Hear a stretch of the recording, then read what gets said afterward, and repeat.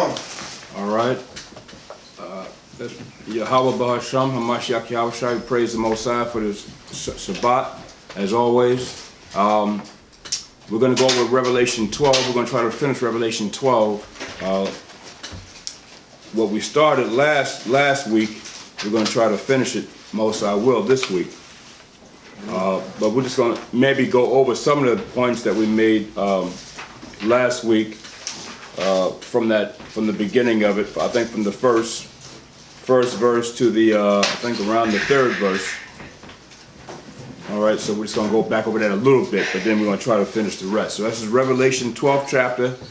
Okay. We're going to start from the beginning again. We're going to start from the beginning again and just go over it. Revelation chapter 12 verse 1.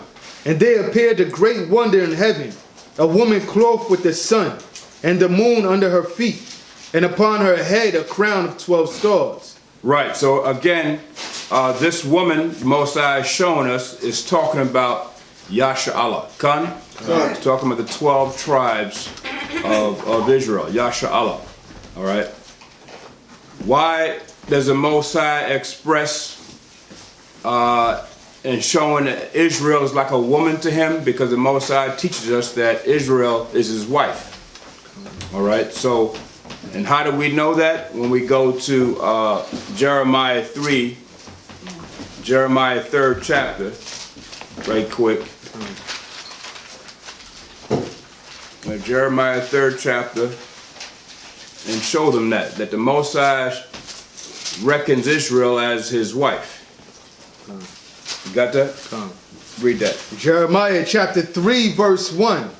They say, if a man put away his wife, and she go from him, and become another man's wife, shall he return unto her again?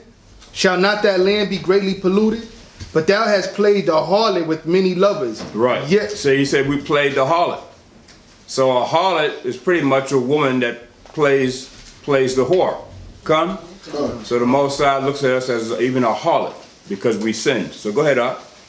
Yet return again to me, saith the Most High. Okay. Now you're going to read to Jeremiah 3. Yeah, Jeremiah 3 and the one that says like his wife.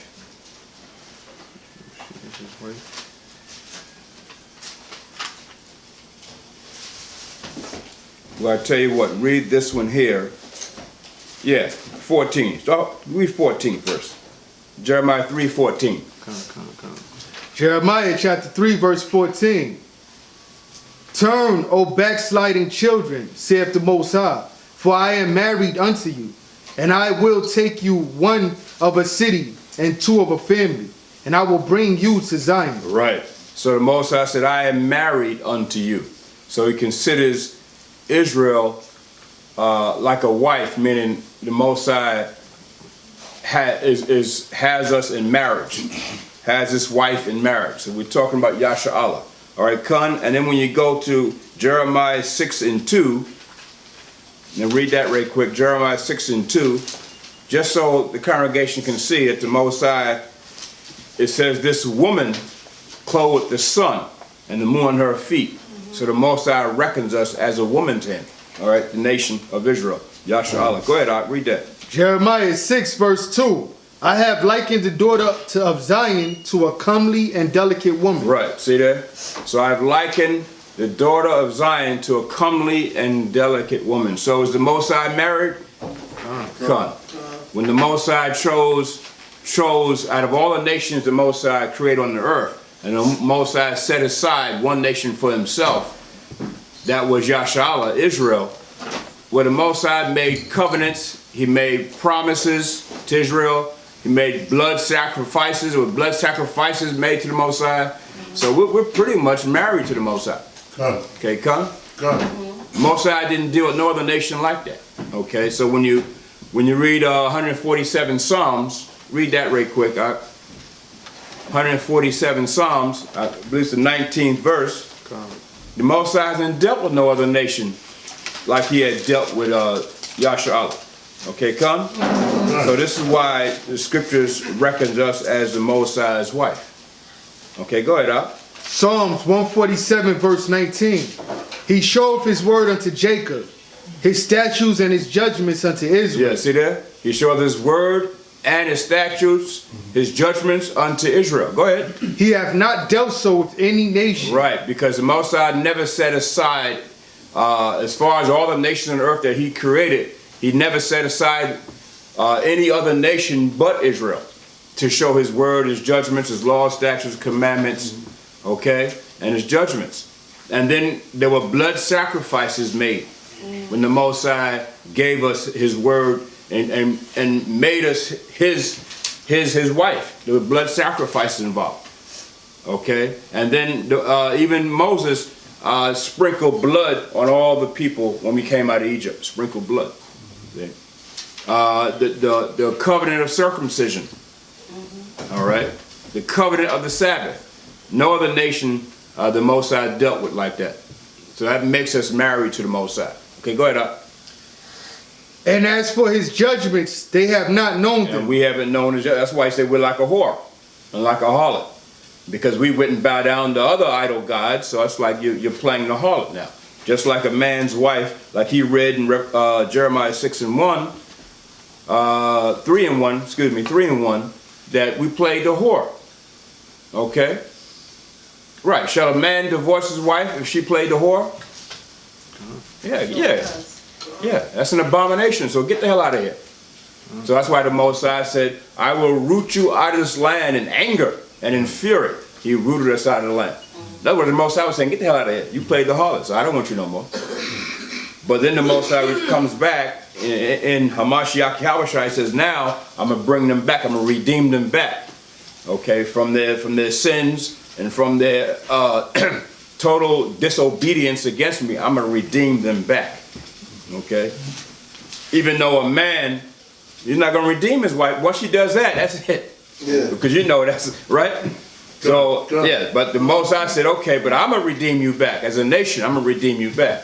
But the Most High did cast us off. Okay?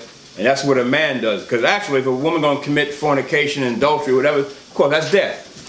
And didn't Israel as a nation, aren't we dead? We're dead as a nation, brother. Right. We're dead as a nation. So, in true essence, the Most High got to revive us and resurrect us from the dead. And that's only in Hamashiach. Okay? So go back to Revelation.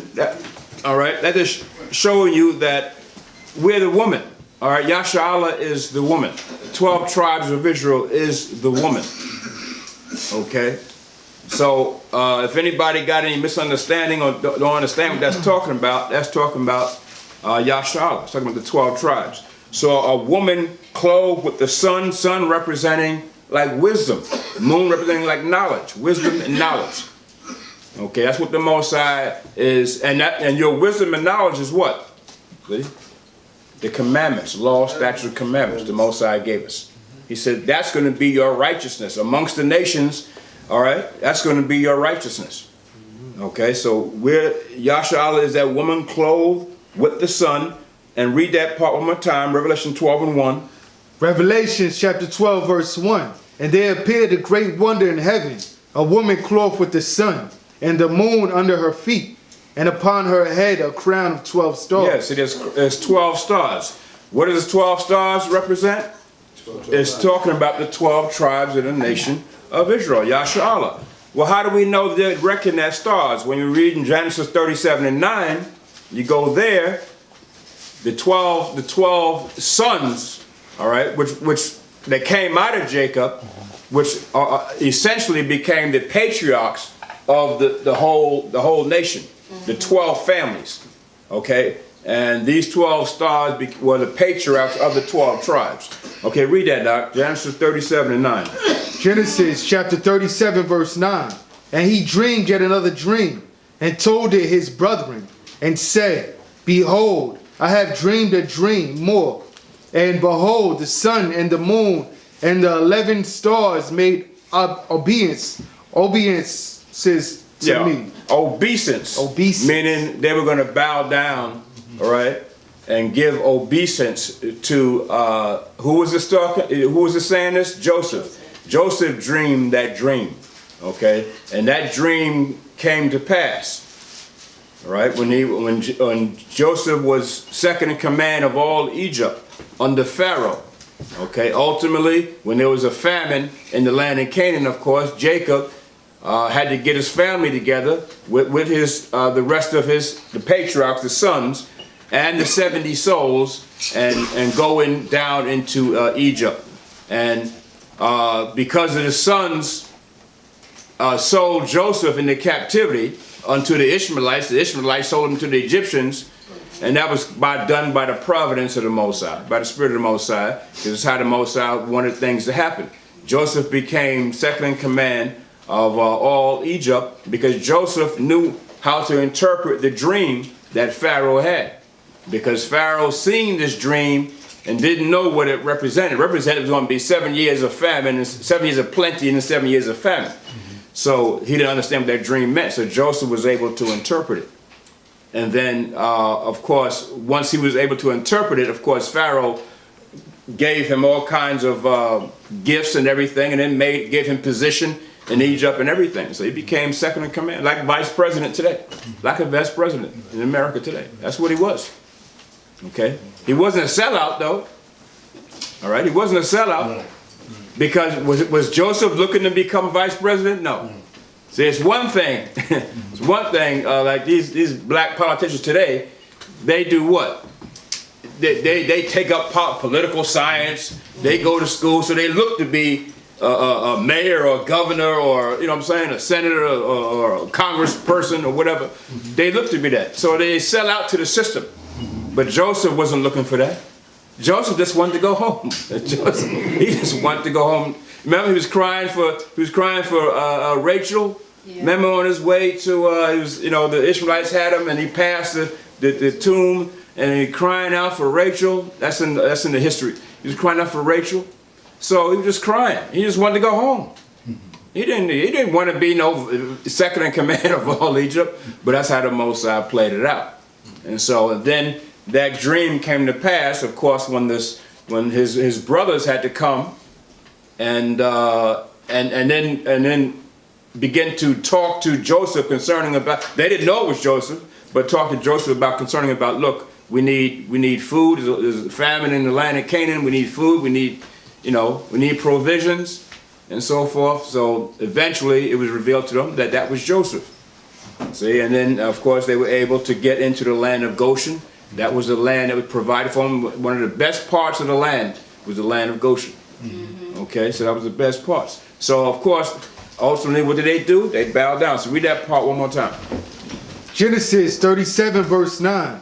And he dreamed yet another dream, and told it his brethren, and said, Behold, I have dreamed a dream more, and behold, the sun and the moon and the 11 stars made I had to get your help against obeisance to me. Yeah, so those are 11 stars. Who would make the 12th star? That would be Joseph. Okay, that would be Joseph, who became second in command of all Egypt. So the 12 stars. Okay, so go back to Revelation 12, and that's where it says, upon her head a crown of 12 stars. Okay, so that's who the 12 stars are. The 12 sons of Jacob. Okay, Con, now go ahead to the third verse. And she, being with child, cried, travailing in birth, and pain to be delivered. Yeah, see? The she, being with child, cried, travailing in birth, and pain to be delivered. So, this she is referring to the woman, Con? Because who else would it be referring to? It's referring to the woman. Okay? But now it's also a proverb, a dark saying, because it's also referring to when Mary had Yahushua. Come? When Mary had Yahushua. But it's referring to that, but when you bring it up to this point, when you're reading Revelation 12, it's referring to the whole nation, because the whole nation is the woman. The whole nation is the she. Okay? And cry, travailing in birth, pain to be delivered. Okay, so let's go to Micah 5 and 3. Go to Micah 5 and 3. We're going to show you. Micah 5 and 3. Okay, read that for us. Micah chapter 5 verse 3. Therefore will he give them up until the time that she which travaileth have brought forth. Right. She which travaileth hath brought forth. Moses said, I'm going to give them up until the time that she that travaileth had brought forth. How about that? Okay. So now this is referring to Mary bringing forth the Mashiach. But now, on another level, it's talking about the she, the woman, Yasha'Allah, being in pain to be delivered. Okay? On that higher level. Go ahead, up. Then the remnant of his brethren shall return unto the children of Israel. Right. See, then the remnant of his brethren shall return unto the children of Israel. How about that? So, when she is in pain to be delivered, and this child is brought forth, because when you really understand it, when Yahushua came through Joseph and Mary, that's when the Most High now there was a reconciliation made. When you read about the scriptures, tell you about the reconciliation. We were now being able to be reconciled back to the Most High. Until that happened, the Most High said, I would give them up until she that is in travail brought forth. Okay? Then the children of Israel can now be redeemed and come back to the Most High. See? Understand? Read that last part again to that in Micah. Then the remnant of his... Then the remnant, see? We're in the last days, Con. So we're that remnant. Then the remnant, go ahead. Of his brethren. Say, of his brethren. See? Of his brethren. 12 sons, 12 tribes of the nation. Of his brethren. Go ahead. Shall return unto the children of Israel. See? Shall return unto the children of Israel. Okay, Con. We're that remnant. All right? And return unto Yasha'Allah. Okay, so... now's the time for us to return back to being what? To being Israel, to being Yasha'Allah. Khan? All right, now's that time. So when you go back to Revelation 12, now you get some better understanding of what this is talking about. Revelation 12 and 2. Go ahead, read that again out. Revelation chapter 12 verse 2. And she being with child cried, travailing in birth, and pain to be delivered. And pain to be delivered. Travailing in birth and pain to be delivered. Okay? So now, I just want to jump down, and we're going to read the 5th verse. We're going to go back to the 3rd and 4th, but let's read the 5th verse. Jump down to the 5th verse right quick. Go ahead, read that. Verse 5. And she brought forth a man-child. How about that? This woman brought forth a man-child. Did Mary bring forth a man-child, or did she bring forth a baby? She didn't bring forth a man-child, she brought forth a baby. But when you bring it up to date, because this is not just talking about Mary bringing forth Yahushua, it's talking about the whole nation. All right? Waiting for the return, but the Most High describes it like we're giving birth. Waiting for the return of the Mashiach.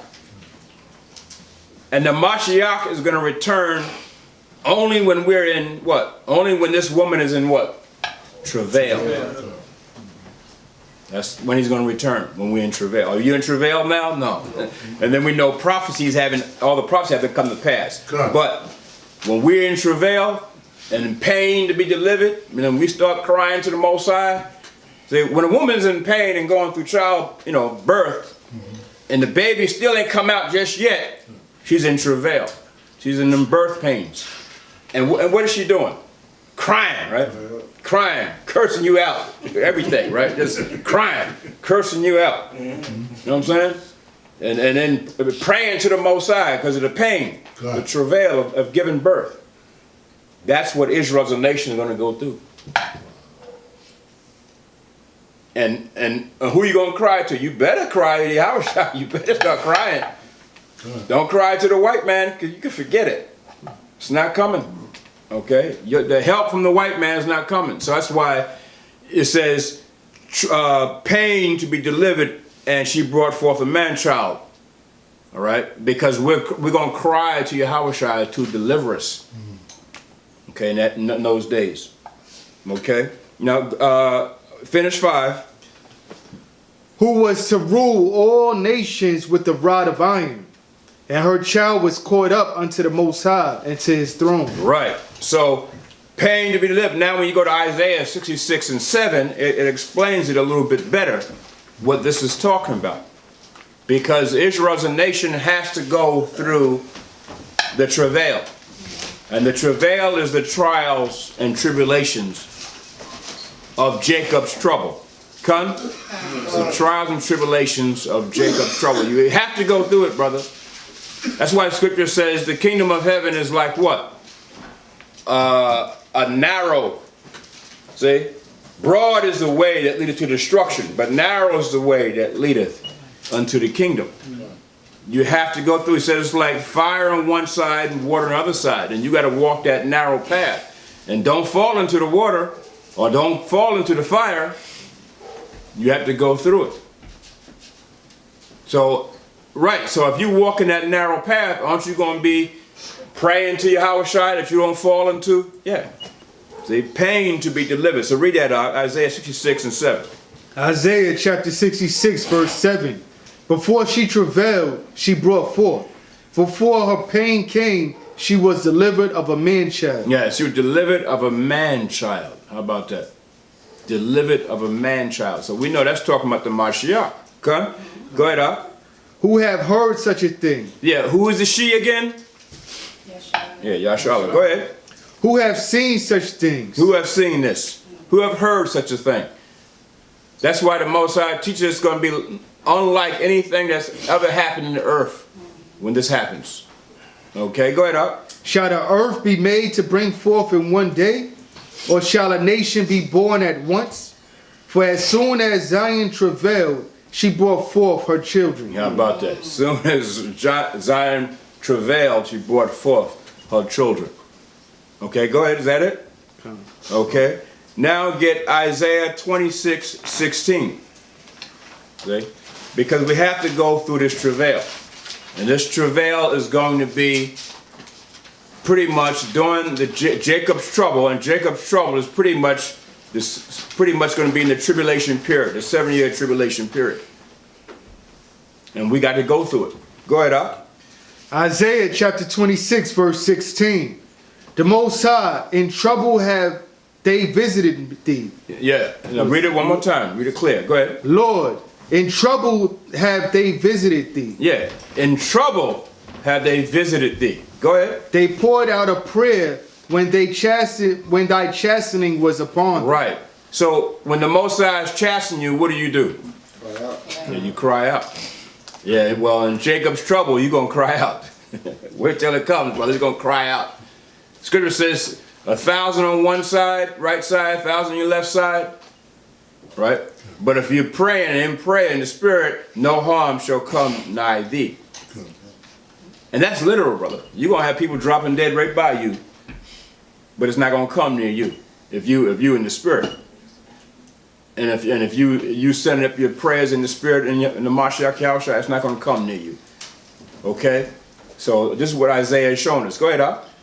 Like as a woman with child that draweth near the time of her delivery. Like a woman with child that draweth near the time of her delivery, what does she do? Cry out. Cry out. Cry out because of the pain is unbearable, right? Come? So that's what we're going to be doing as a nation.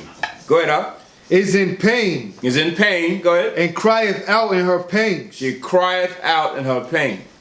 Yeah. Because our pain is going to be just like that during the tribulation period, during the time of Jacob's trouble. Go ahead. So have we been in thy sight, O Yahweh. So have we been in thy sight. We have been in the Most High's sight. Go ahead. We have been with child. We have been with child. Go ahead. We have been in pain. And we have been in pain. So who's the child this time? It's going to be the Mashiach, the man-child. Pain to be delivered. So you have to go through the tribulation period, the pain part, to get to the relief of the pain, which is the Mashiach. He gonna bring the relief, right? That's why when you have a headache, you take something for it, an aspirin, what they call it, aspirin or whatever, to get relief. Well, the Mashiach is the aspirin in this case. He is the Tylenol. He is the Motrin. Yeah. Okay, go ahead, Art. We have as it were brought forth wind. We have not wrought any deliverance in the earth, neither have the inhabitants of the world fallen. Right, okay. You at the 18? Yeah, That was 18, right? So you got the understanding on that? And then when you go to Jeremiah 30, go to Jeremiah 30 and 6, 30 and 5. Jeremiah 30 and 5. Okay. Jeremiah chapter 30 verse 5. For thus saith the Most High, we have heard a voice of trembling, of fear. Ah, how about that? What's coming in this tribulation period? The voice of trembling and fear. Yeah, that's what's coming, brother. Go ahead. And not of peace. Not of peace. Is it peace coming to the earth? Hell no. It's going to be war, destruction, and bloodshed. Of fear, trembling. Is anybody fearful out there now? Hell no. People are living good. Huh? Okay? They're living good. This government shutdown is starting to get people worried, though, which is good. It's good. Right. Good. Okay? Which is a good thing, brother. Good. If it's the Most High, I agree with it, brother. Shut it down, brother. Good. Shut the government down. Good. Food stamps, they shutting that. Okay, there's going to be problems with that because they're not going to issue out no food stamps. Government shut. Income tax check, shut it down, brother. I hope it just continues. I'm with the Most High on this and Yahushua. I agree. Yahushua, continue it. Good. You know, people are living too good. Good. See, there's no sense of urgency now. Things are happening, but there's no sense of urgency. Our people are not, you know. But as long as they keep getting these, you know, food stamps and public assistance, are they going to think about coming into the truth and doing what the Most? No, they're not going to do it. So something has to be cut off. Something has to be cut off, and the Most High, it's the Most High. Yeah. Yeah, they say in March they're going to cut off Section 8. Yeah, so cut it off, brother. After that, they're going to cut off public assistance Yes. for AIDS and for senior citizens. Yeah, cut it off. I agree with it, brother. Cut it off. We gotta start going to the Mashiach. Good. Otherwise, you're not gonna do it. Good. Good. Okay, you're not gonna do it. Now, if a brother can't get food, what's he gonna do then? Oh, Yahweh, I'm kind of hungry. Yeah, you're gonna start praying. See? And don't worry, you're gonna see people coming in. you see a few, you know, you see a few now, but they gonna come in, brother. Good. Wait till the hunger pains start coming. Good. Wait till the baby starts crying because there's no food. Good. Okay, so that's Jacob's trouble. So go ahead, Art. 5th verse. The 5th verse. For thus saith the Most High, we have heard a voice of trembling, of fear, and not of peace. Ask ye now, and see whether a man doth travail with child. Yeah, see if a man does travail with child, right? Yeah, how about that? Okay, you're going to travail in your children. You got your children, you're going to be in travail. You're going to be crying out to the Most High, Yahushua. Go ahead, Art. Wherefore do I see every man with his hands on his loins? Yeah, you got your hands down here by your loins, holding on. You know what I'm saying? Pains, holding on. Good. You know, you got Jake walk around like that anyway. Don't do Good. it. Good. With the hands, that's going to show you with Israel. The prophecy just come to show us. That's us. With your hands down there by your loins. Why your hands down there? When you're hungry, you hadn't had nothing to eat, you're in pain. You know what I'm saying? Go ahead, Art. As a woman in travail. As a woman in travail. How about that? Moses said we're going to be like a woman in travail. Birth pains, remember? Birth pains. That's what's coming up. Go ahead, Art. And all faces are turned into paleness. Yeah. What? They cutting it off? What am I going to do? We told you these things Good. years ago Good. that it was going to come. as president, but the Most High just working it through Trump. And Trump hate niggas. He hate black folks. Done. Trump said he think all black people are lazy. Done. And he said, I believe it. He said he believes it, that they're all lazy. He hates you. He ain't made a statement, go back to Africa if you don't like it. Done. See? Trump is blunt. That's what we like about him. He's blunt. You know where he's coming from. That's a good thing. You don't want the ones that are all smooth and with you know, going to be politically correct and say the right thing. Get the hell out of there. Say it. Say it, man. Let us know where you're coming from. Good. See? And then we know where we got to come from. Say it. See? But that's how they deceive our people. But Trump is blunt. Build the wall. Don't let these negatives come into the land. See? Build the wall. But they're a bunch of cutthroats. They're rapists. They're this. They're that. And you damn Muslims, stay back. Stay over there in your land. See? That's what he's saying. Get out of here. See? So Trump is, you know, the Most High is got Trump in that mode like that. And that's the Most High. But you know, they're working through Satan, but you know it's the Most High. So cut it off. Go ahead, huh? At last, for that day is great. See, at last. That day is great. Great tribulation period, brother. Great tribulation. There's a tribulation, and then there's a great tribulation. How about that? Okay, and you think you're going through something now, you know, trying to get money to pay your rent and this and that and this and that. Yeah, that's nothing. Wait till the money dries up. Okay? Wait till the food dries up. Understand? Wait till the benefits dry up. All this is coming. That's why I'm glad for Trump. I'm glad for Trump, brother. You need somebody like that.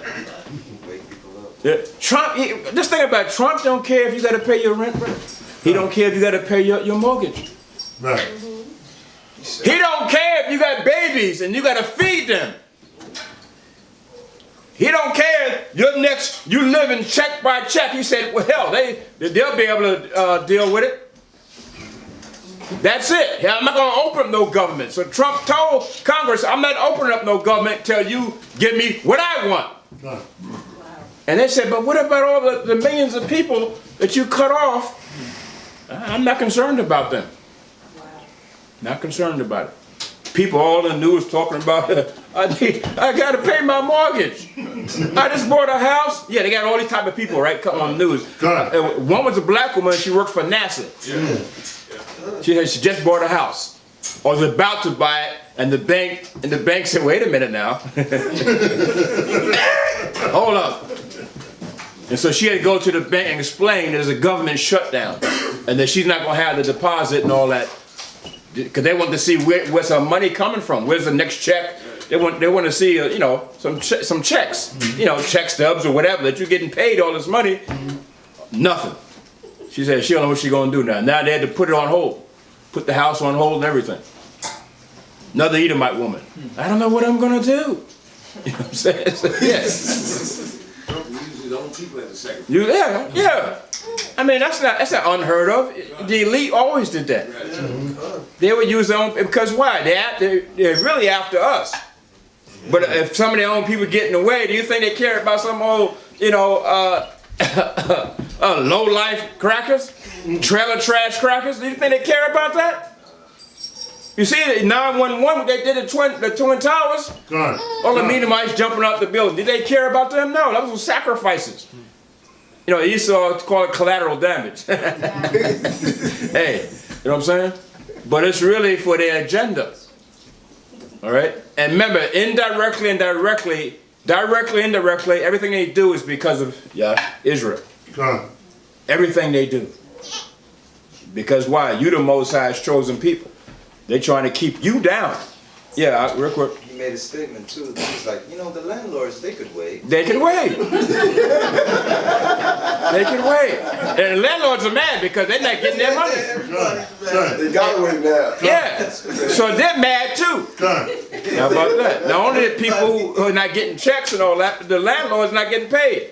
the banks are not getting their money. Right, right. So it's a domino effect. It's affecting, gonna affect everybody. Okay, and then if they cut off Section 8, the landlord's gonna kick you out the house. Now what are you gonna do? They got us, yeah, that's right. Right. It's a domino effect, brother. Right. But I'm happy that the Most High is finally bringing something, because there's got to be a sense of urgency. Our people got to wake up. See? And it's going to wake them up. See? Now, everybody's going to be in an equal plane now. See? You work for NASA, made $100,000 a year, and not no more. You're on an equal plane now. See? You're on the ones that are people who are like, you know, on public assistance and all that. See? So now you so-called middle-class black folk, nah, you ain't gonna be the same no more. You down here with us now. Equal plane. Okay? All right? That's how the Most High gonna make us. Why? We all, it's talking about Yashala. We all.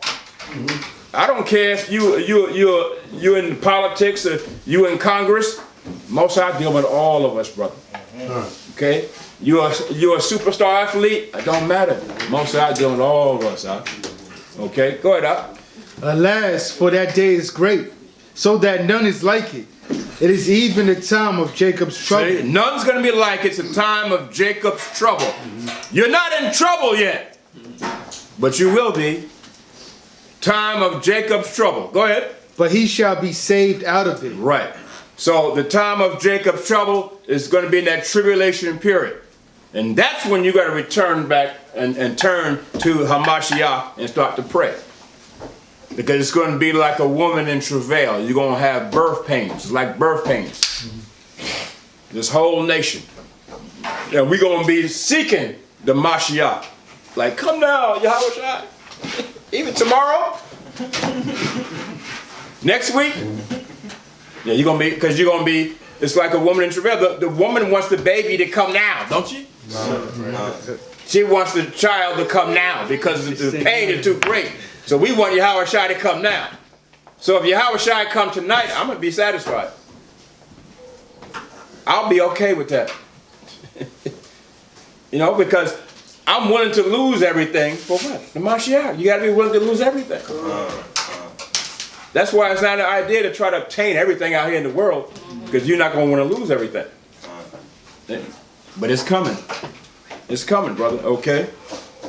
Okay, now go back Revelation 12. So the whole nation is that woman that's in travail and cried to be delivered. So now, that was the second verse, Revelation 12 and 2. Because we're going back up, even though we read 5, we're going back up to the third verse. Go ahead, Op. Revelation 12 and 3. Revelation chapter 12, verse 3. And there appeared another wonder in heaven. And behold, a great red dragon. A great red dragon. Okay. Having 7 heads and 10 horns. 7 heads and 10 horns. And read the last part. And 7 crowns upon his head. Okay, so that first part, a great red dragon in heaven. This great red dragon is talking about the spiritual Satan. Satan. Okay, here the Most High is showing us that he's called the dragon also. So it's talking about Satan. He's red because red denotes the magnitude of his wickedness. All right? Because sin is the color of red or scarlet. And how do you prove that? Isaiah 1, I believe it's 118. I believe it's 118. So it just denotes the magnitude of his wickedness. It's the color of red, scarlet. Okay, read that up. Isaiah chapter 1, verse 18. Come now, and let us reason together, saith the Most High. Though your sins be as scarlet. Your sins are as scarlet. So scarlet is red. It's the color of red. Your sins be as scarlet. Go ahead. They shall be as white as snow. And so the Most High is saying to Israel, your sins are like scarlet, but they shall be as white as snow. Once we return back in Yahushua, they're going to be pure. The Most High is going to take that label of our sins like scarlet off of us and give us the label of purity. All right. Go ahead, was that it? Nah. Go ahead. Though they be red like crimson, Red like crimson, and crimson's also red. Go ahead. they shall be as wool. They should be as wool. So that's why the dragon is called the red dragon. And then the scripture says in John 8:44 that he was what? He was also a murderer from the beginning. Okay? The white man just deal with just blood, man. You just deal with just blood. Esau. What color was Esau? Red and hairy. Done. Red. Red and hairy. Okay? So, does that mean that the dragon, it said there appeared another one to where? In the heavens. I thought he was under the ground with a pitchfork. Satan under the ground, brother. There's no dragon under the ground with a pitchfork. All that is fable. All that is fables. All right? How do we know Satan is still in the spiritual world? Because it just said it appeared in heaven. And then when you read in Job, what did the Most High say when you read in Job? That when the Most High called the sons, the angels, to him, all right? Who came amongst them? Satan. Satan. Satan said, hey, Most High. Most High said, Satan, when comest thou? He said, I'm going to and fro throughout the earth, seeking who I may destroy. Satan came amongst the angels. So we know he's still in the spiritual world. But that was back then during the time of Job, right? But we do know that since Yahushua is now in the right hand of the Most High, Satan's not on that level no more. He's still in the spiritual world, but he's not on that level where Yahushua is at. Con? Right hand of the Most High. Remember, there's different spiritual levels in the heavens too. So Satan is a little lower now. He's still in the spiritual world, but he's a little lower. Con? He's not dwelling up there where Yahushua is at. Because them two cannot be in the same, right? Same zone. Same zone. Two kings can't rule, right? Right? So you can't be in the same zone. Come? And if two kings are ruling, one's higher and one's a little bit lower. You understand, Con? It's like the Persian Mede Empire. Done. But one of them, the Persians were a little bit higher than the Medes in that rulership. So Satan can't be up there with Yahushua.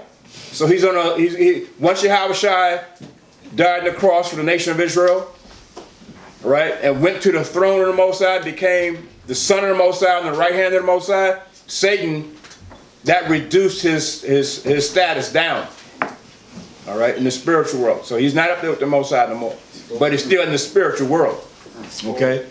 So again, he's fallen. So, right, Satan fallen is what? A progression. It's going to be done in stages. Okay? Just like when we fell, it was done in stages. Sorry, move forward, man. Okay? When we fell, it was done in stages. So, and Satan knows this. It's coming down. Okay? It's going to tell you as you read on down. So that's the red dragon. All right? John 8:44. If you got that, Rick. Who got that? Reading out the book of St. John. Yeah, let them read that. Go ahead, read. John 8:44. Reading out the book of St. John, chapter 8, verse 44. Ye are of your father the devil, and the lust of your father ye will do. He was a murderer from the beginning, and abode not in the truth, because there is no truth in him. When he speaketh a lie, he speaketh of his own. How about that, huh? So, I got news for you now. The Mashiach was really talking to Israel there. But what spirit was he talking to? He was talking to that spirit, that demonic spirit, that demon that's in them. All right? Who murdered his brother in the beginning? Cain. So that's why when you go to 1 John 3:12 says, don't be like Cain, who was of what? That evil one. See? Then the scripture say, Cain, unto thee, if you do the right thing, Cain, you'll be accepted. But if you do the wrong thing, unto thee shall be what? His desire. Unto what? Satan. Unto the devil. Unto evil. shall be his desire. You will do the things, if you do the wrong thing, you don't do it keep the commandments, then Satan will be your desire. And so that's the spirit in John 8:44 that Yahushua was talking about. Okay. Okay? That spirit of Cain. And some of our people have that spirit of Cain. Gun. How about that? Cain came out of Adam, right? Cain was a black man until the Most High cursed him with leprosy. See? Till the Most High cursed him with leprosy for his sin, but Cain was a black man. All right, Con? So we have to realize that the red dragon also represents that his bloodshed, and what he does in his evil, his wickedness. All right? And so he's the red dragon. Now, just get this one too. Genesis 25:25. And what color was Esau? Esau, red and hairy, right? It's going to tell you. Genesis 25:25. Genesis chapter 25, verse 25. And the first came out red, all over like an hairy garment. Right, see? So Isaac and Rebekah, the first having twins, right? The first came out red, all over like a hairy garment. This is Esau. Who is Esau today? The so-called white folk. What do they call themselves? Americans, Russians, Czechoslovakians, Austrians, Germans, Spanish, British. Doesn't matter what they call themselves. They all come out of that seed. They all red and hairy. No pigmentation. That's what that means. No pigmentation. They were born lepers. Leprosy. Lack of skin pigmentation. They were born lepers. So they come out looking like albinos. They come out looking like that. That's how Esau was. He came out looking like an albino type of looking dude. As soon as you look at him, you knew something was wrong with him. You knew something was wrong. That's why Rebecca said, "What the hell? What the hell is this?" And Isaac did like Esau. He did love Esau because Esau was a hunter, man. Esau was a ruthless killer. He was a ruthless killer, man. And he would go out and hunt for Isaac and bring back what he killed. Jacob was like that. Jacob dwelt in tents. Jacob cooked food, dwelt in tents. Jake don't feel like going out there hunting for nothing. Nigga, just bring me the food, but I'll cook it. You don't feel like doing that. It's too much work. Jacob is like the lion, right? God. Who has the food hunted for him. By a woman. Right, understand? So Jacob's like that. A plain man dwelling in tents. You know, but Esau was crazy, huh? Esau was crazy. So yeah, you know, and then the Most High put a spirit on Jacob to supplant him for that birthright. So the Most High shows you who he gave knowledge and wisdom to. All right? And so he supplanted Esau for his birthright. But Esau was the firstborn, but his color was red and hairy. Go ahead. And they called his name Esau. Yeah, he called his name Esau. Okay? So when you look up the word Esau in the Hebrew is Ishar.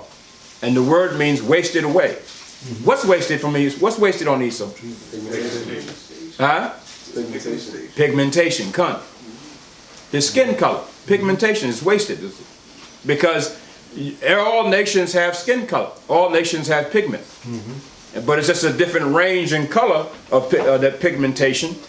Or the brown skin, the range of different colors, but all nations have pigmentation. Esau didn't have pigmentation. And his scientists and his doctors will even tell you, his physiognomy, biologically, he doesn't have enough of pigmentation, or what they call melanin, to bring color. Doesn't have it. So he's red and hairy, like the Most High said. Okay, yeah. That's why he's so determined to mix with us. That's right, yeah. The scriptures tell you he will mingle his seed with the seed of man. So he can have some color. Right? Because Esau is red and hairy like a damn grizzly bear up in them damn mountains. Damn man, all fours. The Caucasus Mountains. Okay, he was like nothing but like a damn grizzly bear, man. All that hair on him. Neanderthal, looking like a caveman. Ugly. Ugly. See? He knows you're the handsome people, the beautiful people. See? The comely people, the nation of Israel. He knows that. Okay? But he ain't gonna tell you that, but he knows. Okay? Red and hairy. So I don't want to go too far on that, but I'll show you red and hairy. Then we go back to Revelation 12:3 again. Read that. Revelations 12 verse 3. And there appeared another wonder in heaven, and behold, a great red dragon. See? Now you get some understanding why he's red. Come with all those other precepts. A great red dragon. Okay, this is a spiritual Satan.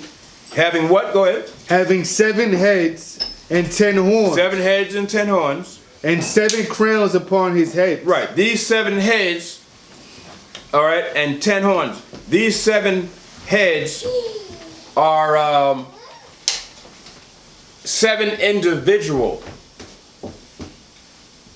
all right, people. 7 individual men. How do we know the individual?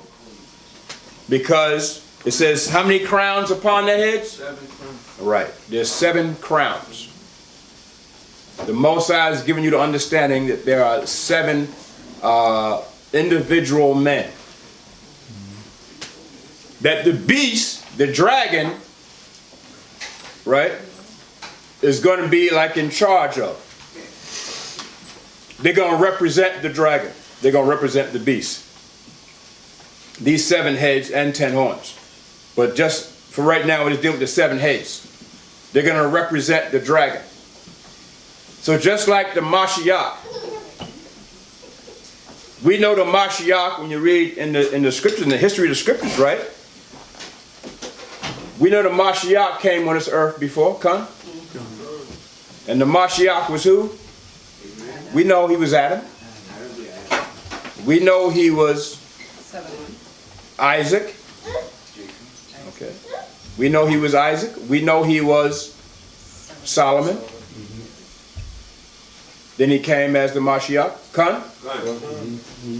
So on the other side, the dragon has his antichrists, his sons come through also. And it says there was 7 of them.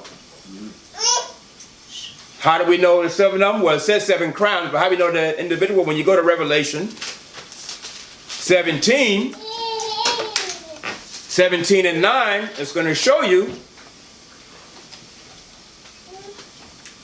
that these are 7 individuals that are going to come.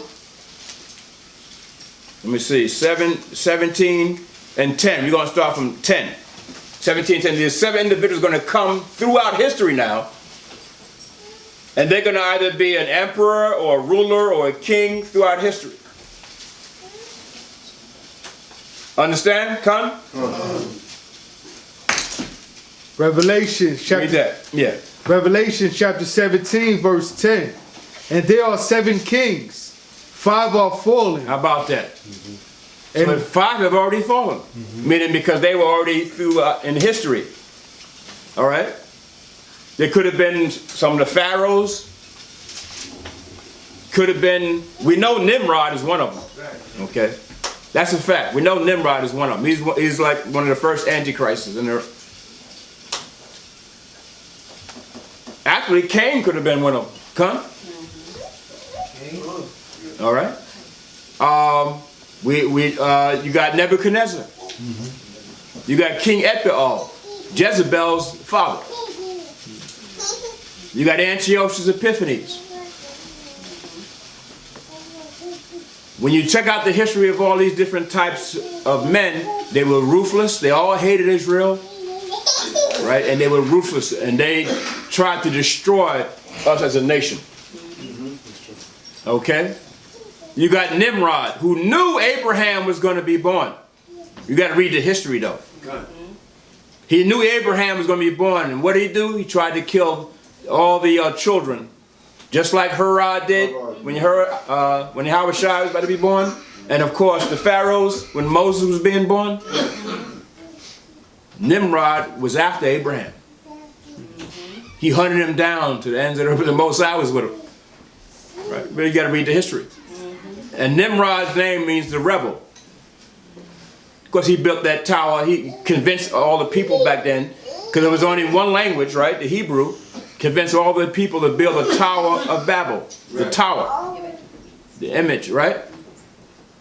And built images of himself and everything. So Nimrod throughout history, his name is really one of the common denominators of all idol worship and evil practices in the earth. The name of Nimrod. His name alone. So we know he's one of them. But then you read in history and you read concerning some of the ones that were just really ruthless and tyrants and hated Israel. You have Nebuchadnezzar, you have Antiochus, understand? You have King Etbaal, you have some of the pharaohs, especially the pharaoh that wanted all the newborn boys, the male children, dead, and told the Hebrew woman, you know, told the midwives to kill all the male babies. Okay, could have been the one during Exodus. Could have been Akhenaten. Akhenaten was into monotheism, into one satanic god in Egypt. When Akhenaten started, his time was around the 13th century BC. Around that time. All right. His name, he was Amenhotep IV, but then he changed his name to Akhenaten, which means, which has that the last part of that name, Aton, which is a damn demonic name for Satan. It means sun god, or sun god Ra. That's what it means. So you can look at him as being one. Herod could have been one. Come? And so on and so forth. So all throughout history. So these 7 kings represent antichrists. They were all throughout history. How do we know it's going to come? Well, what did Most High tell Daniel? Get Daniel 7. Because he's also known as what? The little horn. Okay. Was it Daniel 7 and you got it? Yeah, Daniel 7. And it's down right here in 8. Yeah, 7 and 8. 7 and 8. Daniel chapter 7 verse 8. I considered the horns. These are the 10 horns now, right? Because when you read Daniel 7 and 7, it tells you about that 4th beast. And that 4th beast is talking about the Roman Empire. Con? We ain't going to go over all this, but read that 7. Read the 7th verse all the way through. Daniel 7 verse 7. After this I saw in the night visions, and behold, a 4th beast, dreadful and terrible, and strong exceedingly, and it had great iron teeth. Great iron teeth. Go ahead. It devoured and brake in pieces, and stamped the residue with the feet of it. And it was diverse from all the beasts that were before it. And it had 10 horns. Wait a minute. Even Daniel seen the 10 horns. Even Daniel, way back then, he seen the 10 horns. All right? And Daniel was in the Babylonian captivity and parts of the Persian captivity. Persian Media captivity. Done. All right?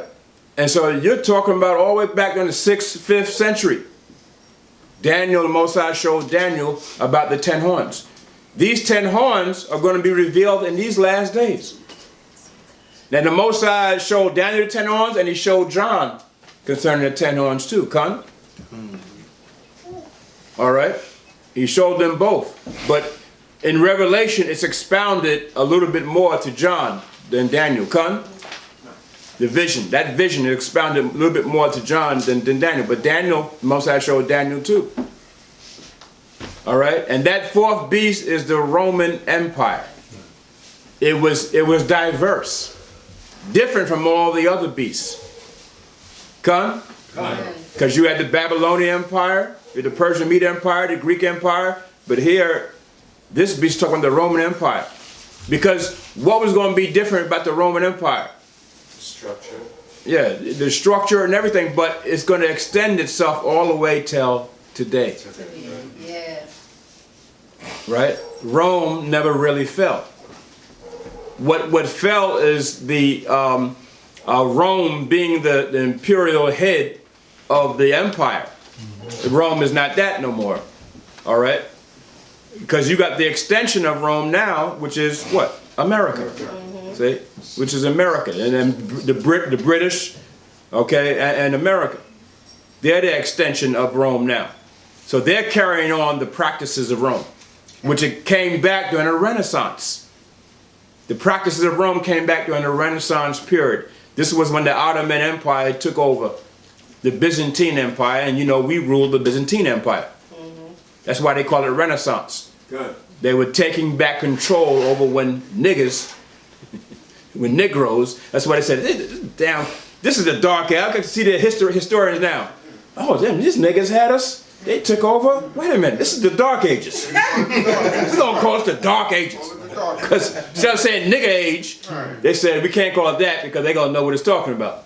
They call it the dark ages because we ruled Europe for over 1,000 years. Good. Yeah. And in college, when we used to study that, they used to make us believe that the Dark Ages meant that's when they were overridden with diseases. Yeah. And No. everything was dead. And, No.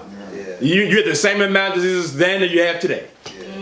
You have the same, matter of fact, more today.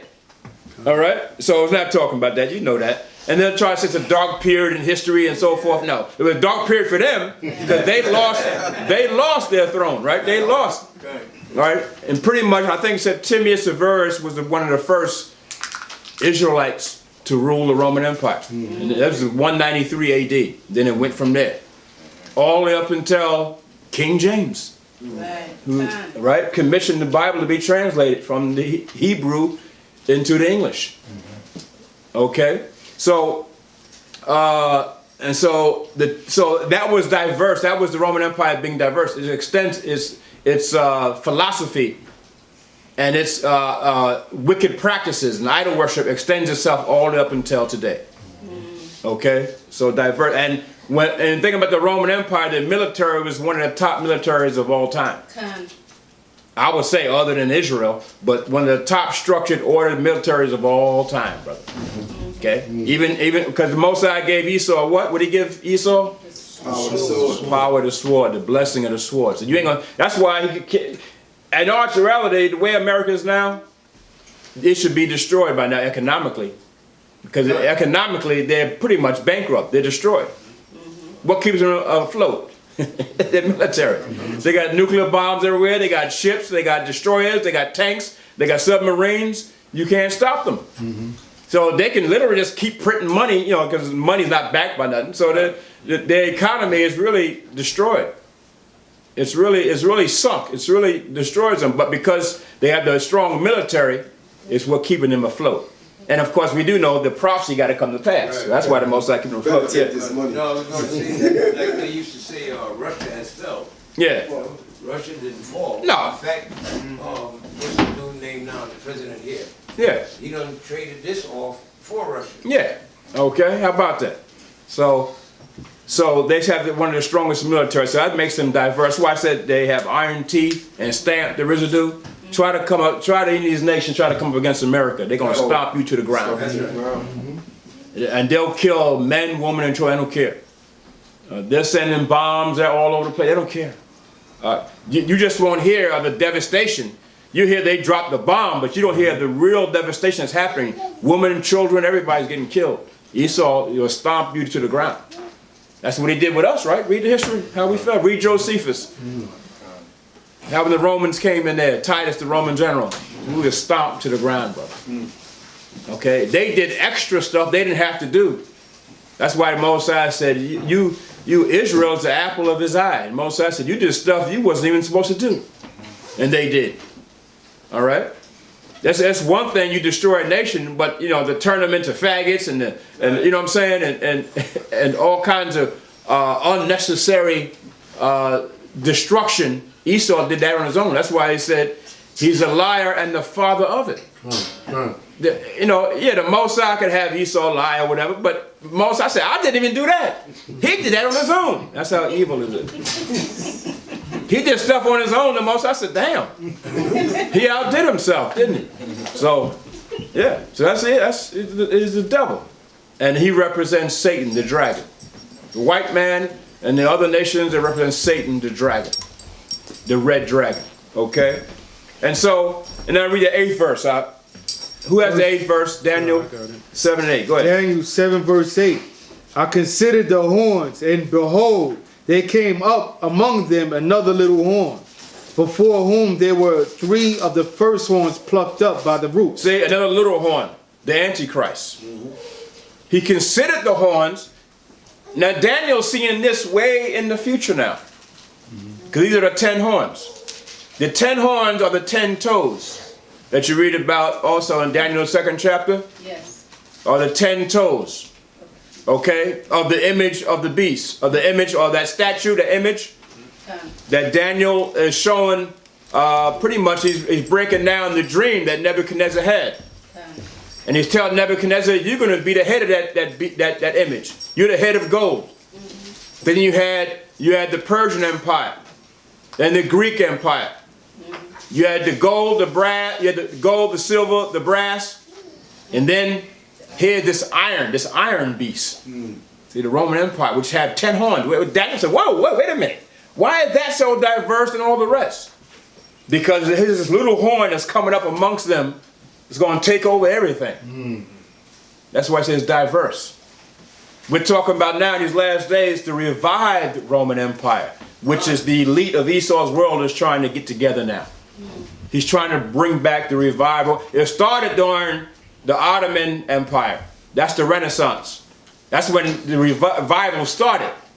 But it's going to reach its climax when? The tribulation period. It's going to reach its climax. That's when the Antichrist, the false prophet, okay, all going to come together and take over this whole earth. And then they're going to break down the earth into 10 regions, the 10 horns. It's going to reach its climax during that time. Okay? So, 10 horns, and then read the rest of that. And behold, in this horn were... That's how you know it's what? A man. One individual man.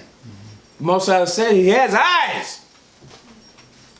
Right? One individual man. Eyes like the eyes of man. And go ahead. And the mouth speaking great and things. This guy, this dude is going to be speaking great things. Deceiver. Yeah, he's going to be a deceiver. I'm not going to go into all the scripture we went over last week, but just look at the video. Tells you about in the last days in 1 John 2:18. Right? What do Yahushua say? This is the last time I'm going to tell you this. Right? What? There's going to be an Antichrist. And then there's going to be many Antichrists. See? And this Antichrist is going to have a mouth speaking great things. In other words, he's going to speak blasphemy against the Holy Spirit. Against Israel too. Understand? You notice how Trump don't like to hold his mouth. He don't like to be politically correct. Trump likes to say what's on his mind. And they're trying to tell Trump behind the scene, look man, come on. Trying to come out like that. But you notice how Trump don't care? Even the vice president will say one thing, Trump will say, you know, I don't care what he said. I'm saying what I'm saying now. Trump not listening to his administration. He don't listen to counsel, brother. I'm telling you. Trump is like a damn rogue. You know, but he ain't at that point yet because you notice the Jesuits are right behind him. Like, better do what we say. You notice that some of those press conferences, the Jesuits are behind there. Like, why are they back there behind him wearing their collar and all that? Their Jesuit uniforms. Like, what are they doing there? You can see his cabinet behind him, but why the Jesuit priests got to be behind him? Go to show you, they're like, Trump, this is what we telling you to do. Cut off welfare, food stamps, cut that off in a few months. Trump, we want you to, close down the government, okay? and you better do it. This is what they tell them to do. That's why Trump is so, I'm shutting it down, I don't care. Okay. Yeah, go ahead. When they do tell him to shut it down a little bit, he has a certain posture, and that's Yeah. that's Like, when you know. don't come to me with anything else. I'm gonna do what I'm gonna do. Right. Understand? Nancy Pelosi thought she was going overseas. What did Trump say? You ain't going over there to visit Afghanistan or whatever. No funds allowed to you, because they're able to use government funds to get on the plane to go over there. Right. She gotta use her own. If she wants to go over there, she gotta use her own money. Trump said, "No, you ain't using this. No, no military plane, no nothing. you gotta fly Delta and hope you get into business class or first class. You might be flying coach, Nancy Pelosi. Get in the back of the plane." That's what Trump is saying. Trump is a trip. They don't like him, boy. The Congress don't like him. They wish they could get him out there, but the elite got him there. You might fly hell, Spirit Airlines, Frontier. Now get in the back of the plane and shut up, Nancy Pelosi. Boys, that's funny. Okay, so that's the little horn. So it's showing you these antichrists. And then read Daniel 8:25. Let's turn the page. Daniel chapter 8, verse 23. verse 23. Let's read on through. Go ahead. And in the latter time of their kingdom, when the transgressors are come to the full. See? Transgressors are come to a full. So in the latter time, meaning in the last days. What's going to happen? Go ahead. A king of fierce countenance and understanding dark sentences shall stand up. The Antichrist. He going to understand certain things too. Okay? Go ahead up. And his power shall be mighty. His power, how strong is he going to be? Powerful. Mighty. Because who going to give him his power? Shashan. Yeah, the red dragon. Satan. Okay, go ahead up. But not by his own power. Yeah, because by Satan's power. Go ahead. And he shall destroy wonderfully. Yeah, destroy. You're going to destroy. So do they care about killing you? They don't care about. Do they care about putting crack in your neighborhood? No. The only time now Esau are concerned about it now because the opioid addiction. A lot of Edomites, the Most High turned it around on them. Now a lot of Edomites are dropping dead. Yes, sir. Every day. Thousands. Son. It's not the hundreds, 100 here. No, it's thousands. They dropping dead from it. So the Most High got them back. But when our people on crack, addicted to crack, there were no hospitals that would take you. There were no psychiatric centers and no detox centers for you. They didn't care. Now it's all they got now, right? It's coming back on them. The opioid addiction. I hope the Most High increase it. It's destroying their families and everything. Son. See? Okay, go ahead, up. And shall prosper and practice. The Antichrist shall prosper and practice. Practice what? Witchcraft. Satanism. Luciferian philosophy. Whatever. Gonna practice it. Okay, go ahead. And shall destroy the mighty and the holy people. Right. You're gonna destroy the mighty and the holy. That's Israel. That's Yahshua. Right? What is republicanism? That's part of witchcraft. They're practicing their witchcraft. What is democracy? They're witchcraft. They're practicing their witchcraft. Everything Esau sets up is what? They practice it. It's part of their witchcraft. Their religions. Christianity is what? Witchcraft. They're practicing it.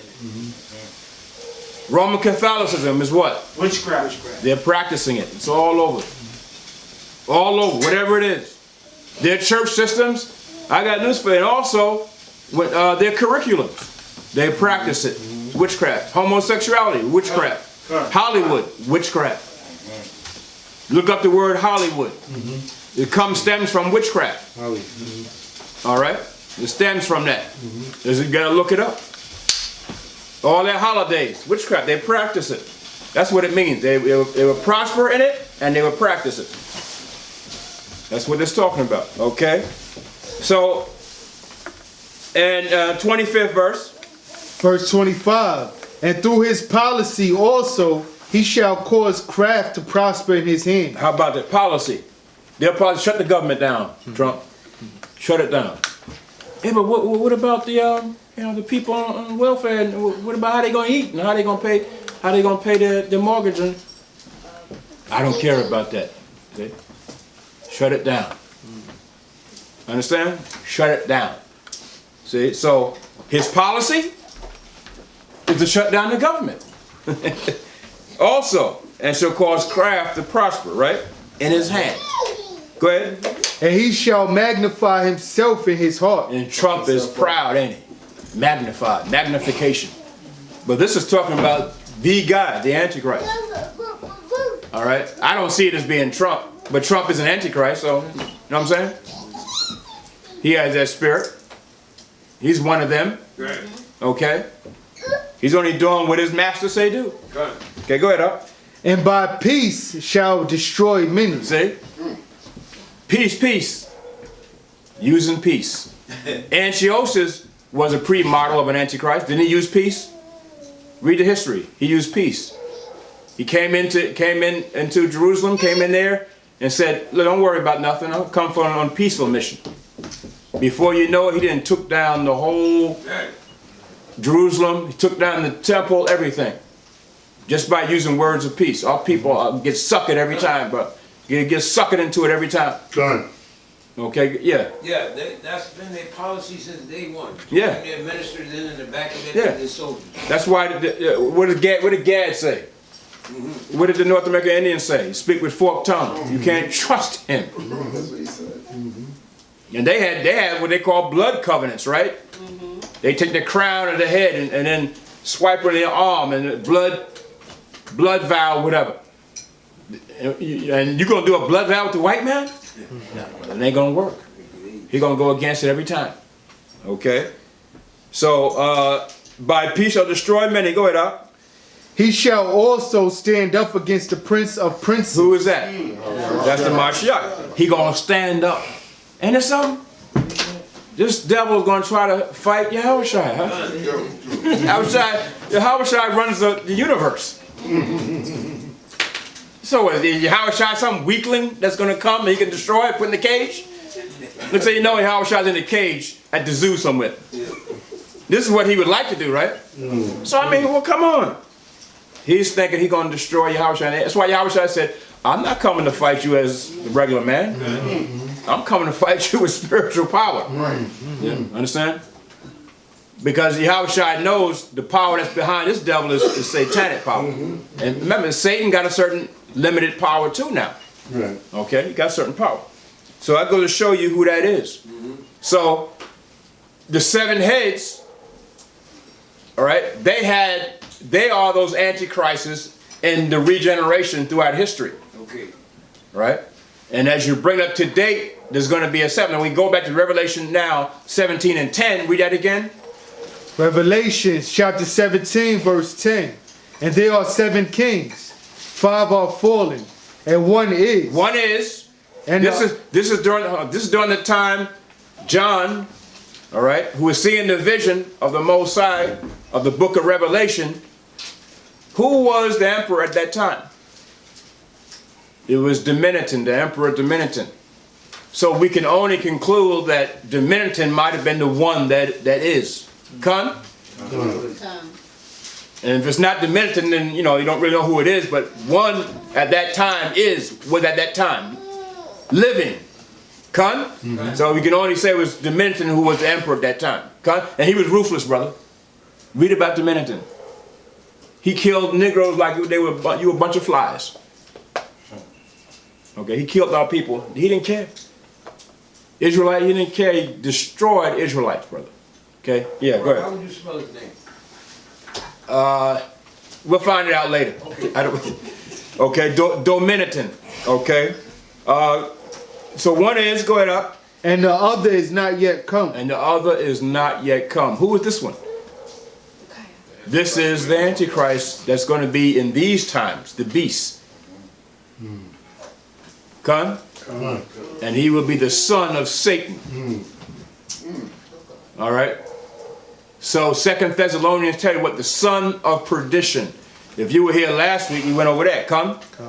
I don't want to go over the same scriptures, the whole thing, but the son of perdition, the man of sin, the son of perdition.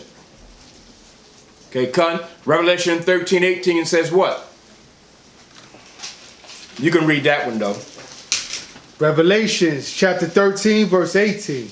Here is wisdom. Let him that hath understanding count the number of the beast. Yeah, see, the beast. Go ahead. For it is the number of a man. How many man does that say? Amen. Amen. The number of a man. That's the one that is yet to come. Go ahead. And his number is 666. Right, and that's the vibration. The vibration of evil. The degrees of evil. All right. When you read Revelation 17 and 5, it shows you what that represents. 3 6s. Yeah. With the Antichrist, does bloodline have any significance, or is it just going to be a man chosen by Lucifer? The bloodlines. You remember the scriptures tell you that Satan can come in any form. So whenever there's a kingdom or empire ruling, doesn't matter what nationality. Remember, what does Satan show Yahushua when he was fasting 4 days and 40 nights? The whole earth. The whole earth. And the whole earth has what? Different nationalities of kings and so forth in them. So, yeah, we do know now, the elite now, you got Esau, but you got Hamites up there. You got Arabs up there, Ishmaelites up there. The other nations are there too. And they are antichrists. All right, they're going to follow whoever this beast is, whoever this man is. All right. But we do know in the Esau's elite world, that there's bloodlines. All right. They try to keep everything connected through the bloodlines. Okay. All right. And where'd you leave off? That was 13, 18. Right. And so that shows you concerning the 7 heads, who they are. Okay. And you read Revelation 17 and 10, right? You read all that? Okay. Right. So go back to Revelation 12. Actually, no, I'll finish it up. All right, finish it up. Revelation 17:10. And there are 7 kings, 5 are fallen, and 1 is, and the other is not yet come. That's the beast, the Antichrist. Go ahead. And when he cometh, he must continue a short space. Right. And that short space is what? The tribulation period. Con? The tribulation period. 7-year tribulation period, and then there's a great tribulation period. He's going to continue a short space. And he's going to be revealed when you read Revelation 6 and 1. He will be revealed. Okay? The people out there in the ignorance, our people out there in the ignorance might not know who he is, but us in here, we're going to know. We're going to know that's him. Come? But he's going to be revealed. He has to be revealed. Come? All right? He has to be revealed. Get Revelation 6 and 1. Revelation chapter 6, verse 1. And I saw when the Lamb opened one of the seals, and I heard, as it were the noise of thunder, one of the 4 beasts saying, Come and see. Go ahead. And I saw, and behold, a white horse. And he that sat on him had a bow, and a crown was given unto him. And he went forth conquering and to conquer. Right. See, so this is the beast, the man of sin, the son of perdition. He had a white horse because he's going to come like what? He's going to try to imitate Yahushua. He's coming in a white horse. Come? He's trying to imitate. That's in Revelation 19, 19:11. So Yahushua, he's trying to imitate Yahushua as a man of peace. We just read Daniel 8:23 to 25, right? He's going to come like what? A man of peace. He's going to deceive a lot of people. So that's why he's coming in a white horse. But this man has a bow in his hand. And a bow is supposed to have an arrow. It's a killing instrument. But this bow didn't have an arrow. Why? Because the Antichrist is going to not just use a bow and arrow. He's going to use anything necessary to kill people and destroy people. No matter what it is. Disease, inoculation of diseases, food, water. They'll try to poison your water, Flint, Michigan. Yeah. Anything necessary. He's going to try to destroy you. His bombs, his weapons, everything. Yeah. Yeah, the weapon, you can't see it coming. Can't see it coming. Right? This is this is going to be the one, the beast. Okay? Finish that? Come. Okay? So that was it on that. And then so he has to be revealed. In other words, revealed meaning you have to see him with your eyes.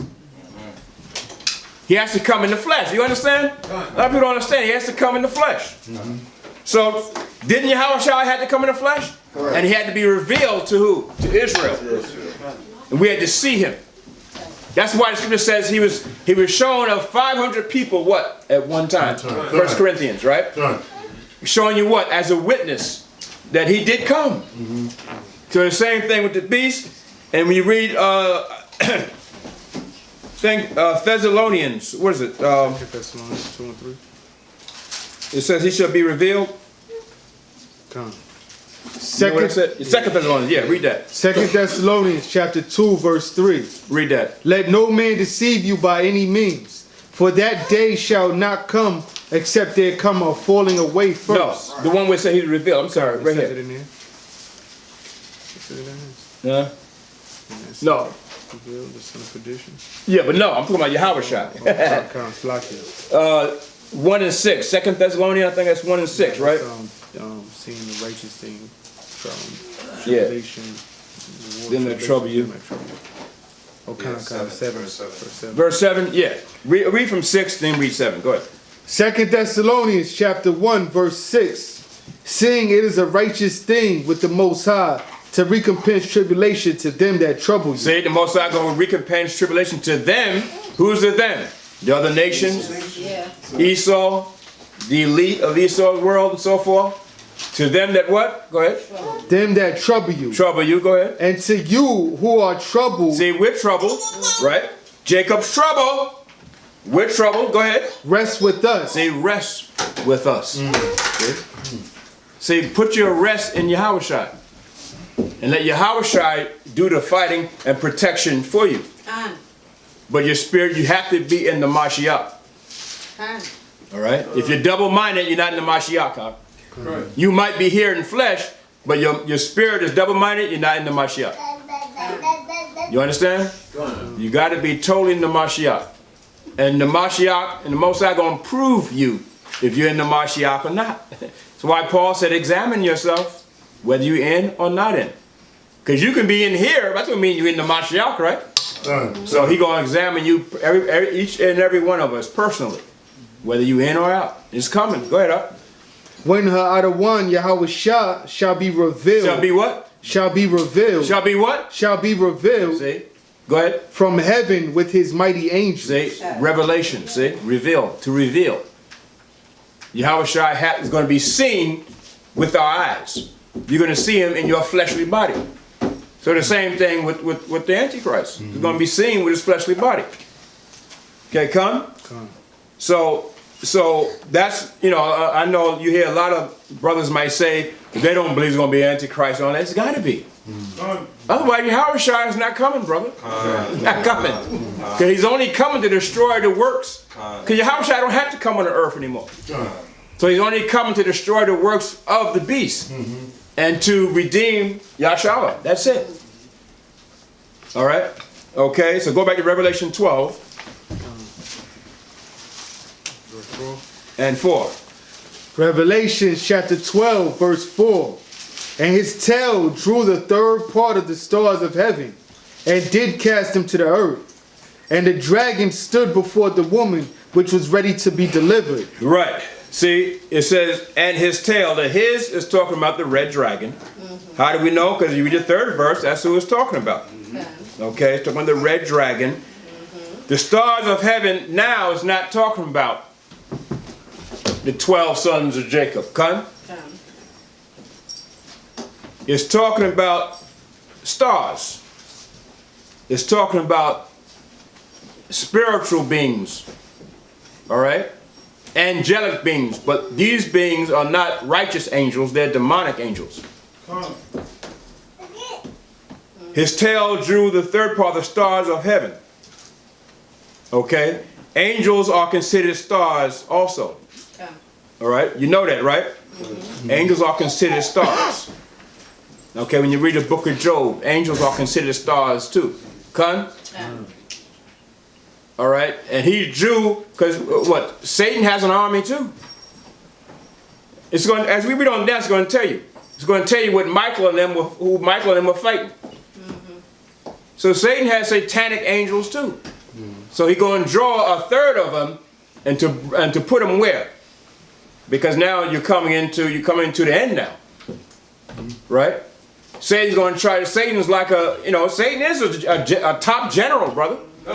Just like the Most High, just like Yahushua, top general, right? So he's going to cast down a third of his demonic angels into the earth. Because he knows he has but what? Short time. Short time. That's why you see all these demonic spirits, people acting up. Those are those demonic spirits. All right? And he's going to send now some heavier ones. They're going to be more magnified now. Oh, yeah. All right? He's going to send some heavier demons. You know, some of these little spirits out here, just, seducing spirits, those are like way down the line spirits. Those spirits, you know what I'm saying? If you're in the spirit of Yahushua, you can shake them off. Little gremlins. Yeah, little gremlins. Those are those little, you know what I'm saying? But there's going to be some heavier demons coming. Egypt. Right. Remember, the disciples couldn't do what? They couldn't. They couldn't cast out some of those demons. Right. Because Yahushua says only one way you can cast them out. You got to fast and you got to pray more. Right. Now, Now, the disciples fast, yes, but you got to fast more. You got to fast on a higher level. And neither one of them going to fast 40 days and 40 nights. So they said, Yahushua, you take that care of that one. Yeah, they weren't going to fast 40 days and 40 nights. You understand what I'm saying? You got to be on that level to cast out some of these demons. So there's going to be some bigger demons coming, brother. So that's why, can we defeat that? No. No. We need the Mashiach. See, it all comes down, we need Yahushua. But Yahushua can defeat him. See? All right, so his tail drew the third part of the stars of heaven. And did do what? And cast them where? And cast them to the earth. Yeah, he going to bring them down into earth. Because there's no other place left. So I was going to show you that as you run out. There's no other place left for them to go. Right. Go ahead, up. And the dragon stood before the woman which was ready to be delivered. The dragon stood before Yashar'Allah. Satan stood before Yashar'Allah. Because when you read in Zechariah, it tells you when the beast rises up and takes over all the nations, militaries and so forth, guess where they coming? Jerusalem, back into Jerusalem. And a lot of us are going to be there. And he's going to stand before the woman, Israel. And they're going to cast some of us back into slavery and all that. The one that don't take heed to the abomination of desolation. Okay? Go ahead, read on out. For to devour her child as soon as it was born. And so the child is who? Yes. Yahushua, the man-child. So that means what? The Illuminati, the elite, the 10 horns, their plans are to do what? They're waiting for Yahushua. They know Yahushua is coming. That's why they got all these satellites and nuclear bombs and outer space. They're waiting for Yahushua. They know he's coming, but they know he's only going to come when we are in our travail, in our pain. They read the Bible too. Esau know the Bible out. So they're going to be waiting for Yahushua. Wasn't Herod waiting for Yahushua? And what did he do? To the wise men, look, I want to know about this baby. I think I want to, worship this baby too. It's the son of the Most High. I want to go find this baby for me, right? But he really wanted to kill her. See? Same thing with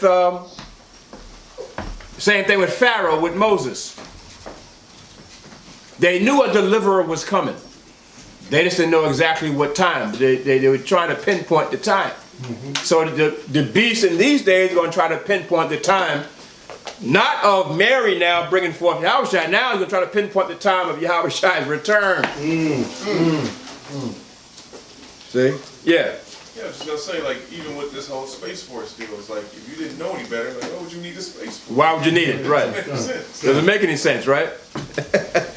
But when you read the scripture, we understand why they doing it. But our people out in the world, they think it's science. Good. See? But they want to do what? They want to devour Yahushua as soon as it was born. As soon as he come, they want to devour him. They want to kill Yahushua. They still trying to kill Yahushua. They couldn't do it back then. What makes them think they're going to do it now? And Yahushua got way more power now, right? If they couldn't do it back then, they're not going to be able to do it. But I'm going to show you Esau. You know what I'm saying? Because that's all he got. So he's going to fulfill prophecy because in his mind there's nothing else. Because that's it for him. Yeah? Once Yahushua redeem us and we rise back up, Esau is finished. It's pretty much over. Done deal. His time is up. For Esau is the end of the world. And Jacob is the beginning of it that follows. He knows that. You think he reads that? He says, damn, this nigga's gonna roll up over me? This nigga with his pants hanging down his ass? I'm going out all, Esau gonna go out all the way, brother. But that's how the Most High want it. Most High want that kind of war. Fight to the death. Fight to the death, brother. Okay, want that kind of war. It's gonna be that kind of battle too. Okay, 5th verse. Verse 5. And she brought forth a man-child, See? who was to rule all And nations. that's when we're going through our what? Our trials and tribulations, Jacob's trouble, our travail. Then Yahushua is going to come out of the heavens, the storm out of the heavens. When the beast and Antichrist seize Jerusalem. How do we know they're going to do that? That's in Joel, right? You read that, right? Joel 3:1. Read that right quick. Joel 3:1. They're going to seize Jerusalem again. And that's when Yahushua is going to come out of the heavens. Now, is Yahushua going to come out of the heavens for Esau that's over there? No. We're going to be there. Okay? And Yahushua is going to redeem us and protect us from the hands of the beast. Joel 3:1. Joel chapter 3 verse 1. For behold, in those days and in that time, when I shall bring again the captivity of Judah and Jerusalem, I will also gather all nations and will bring them down into the valley of Jehoshaphat. See? Jehoshaphat means what? Valley of decision. He going to bring back our captivity, meaning bring our captivity, bring us out of captivity. That's what it means. Okay? He's going to bring us back out, all right, of captivity, and then going to bring all nations. How's the Most High going to do that? It's going to be done through the Antichrist. And the Antichrist is going to be over all the militaries of the world, of the earth. And he's going to trek his way into Jerusalem and seize Jerusalem, the valley of Jerusalem. And will plead with them there for my people. He's going to plead with them there for my people. All right? Let my people go. See? Remember? Pharaoh, what did Moses say to Pharaoh? Let my people go. Let my people go. But Pharaoh didn't want to do it. Moses said, don't worry, Moses, I'm hardening his heart. Right. Why? For this great battle. Because the Most already know that they're not going to let us go. Right? Go ahead, up. And for my heritage Israel. See, the Most High, who the Most High choose? Israel. How come the churches don't read that? That's a cut right there. Huh? How come they don't read that? My heritage. Yeah. Most High didn't just say my people, he said heritage, meaning the line of Israel, going all the way back. Lineage. The lineage, my people, going all the way back. Come? Heritage. Yeah, read that now, you pork chop eating preacher. Read that. Right. Go ahead. Whom they have scattered among the nations. Scattered amongst, see, that's us. Who's that fit? It don't fit nobody else but us. See, they scattered us amongst the nations. Go ahead. And parted my land. Imparted the Most High's land. Who's over there now? Esau, the nations.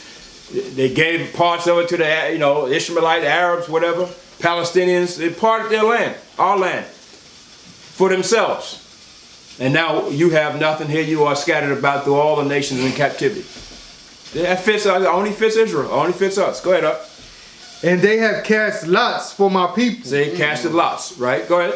And have given a boy for an harlot, and sold a girl for wine. The slave trade, pretty much. Read the history of the slave trade. You read about that. All right. You read about the casting of the lots. And gave a girl for wine and so forth. You read all about that. The Arabs, the Africans and the Arabs, along with the so-called white man, and the so-called Jew was the instigator. He was the one running the whole thing. He's to the money. Yeah, the so-called Jew ran slavery to the T. That's right. Okay, he ran slavery. It wasn't just the Africans and Arabs. The so-called Jew ran the whole thing, but along with them. So the Africans are a culprit. The Arabs are a culprit. All the nations are a culprit. Okay, and that's it. I just want to show you that. But show you that the Most High going to bring them down into the valley of Jehoshaphat. Okay. Right, the valley of decision. That's when Yahweh Shai is going to come out the heavens. Right? And that's when, at that time, just before that time, remember the scripture says there's an abomination of desolation that's going to be set up. All right, there's an abomination of desolation. We got to know, the ones of us that's going to be in Mount Zion in Jerusalem at that time, we got to know that that's the abomination of desolation. Flee out. It says flee back out. Go flee into the wilderness. And as you know, Yahweh Shai said he's going to bring us back into the wilderness, right? But some of us are already going to be in the wilderness when the rest of our remnant of our people are going to come from the nations into the wilderness.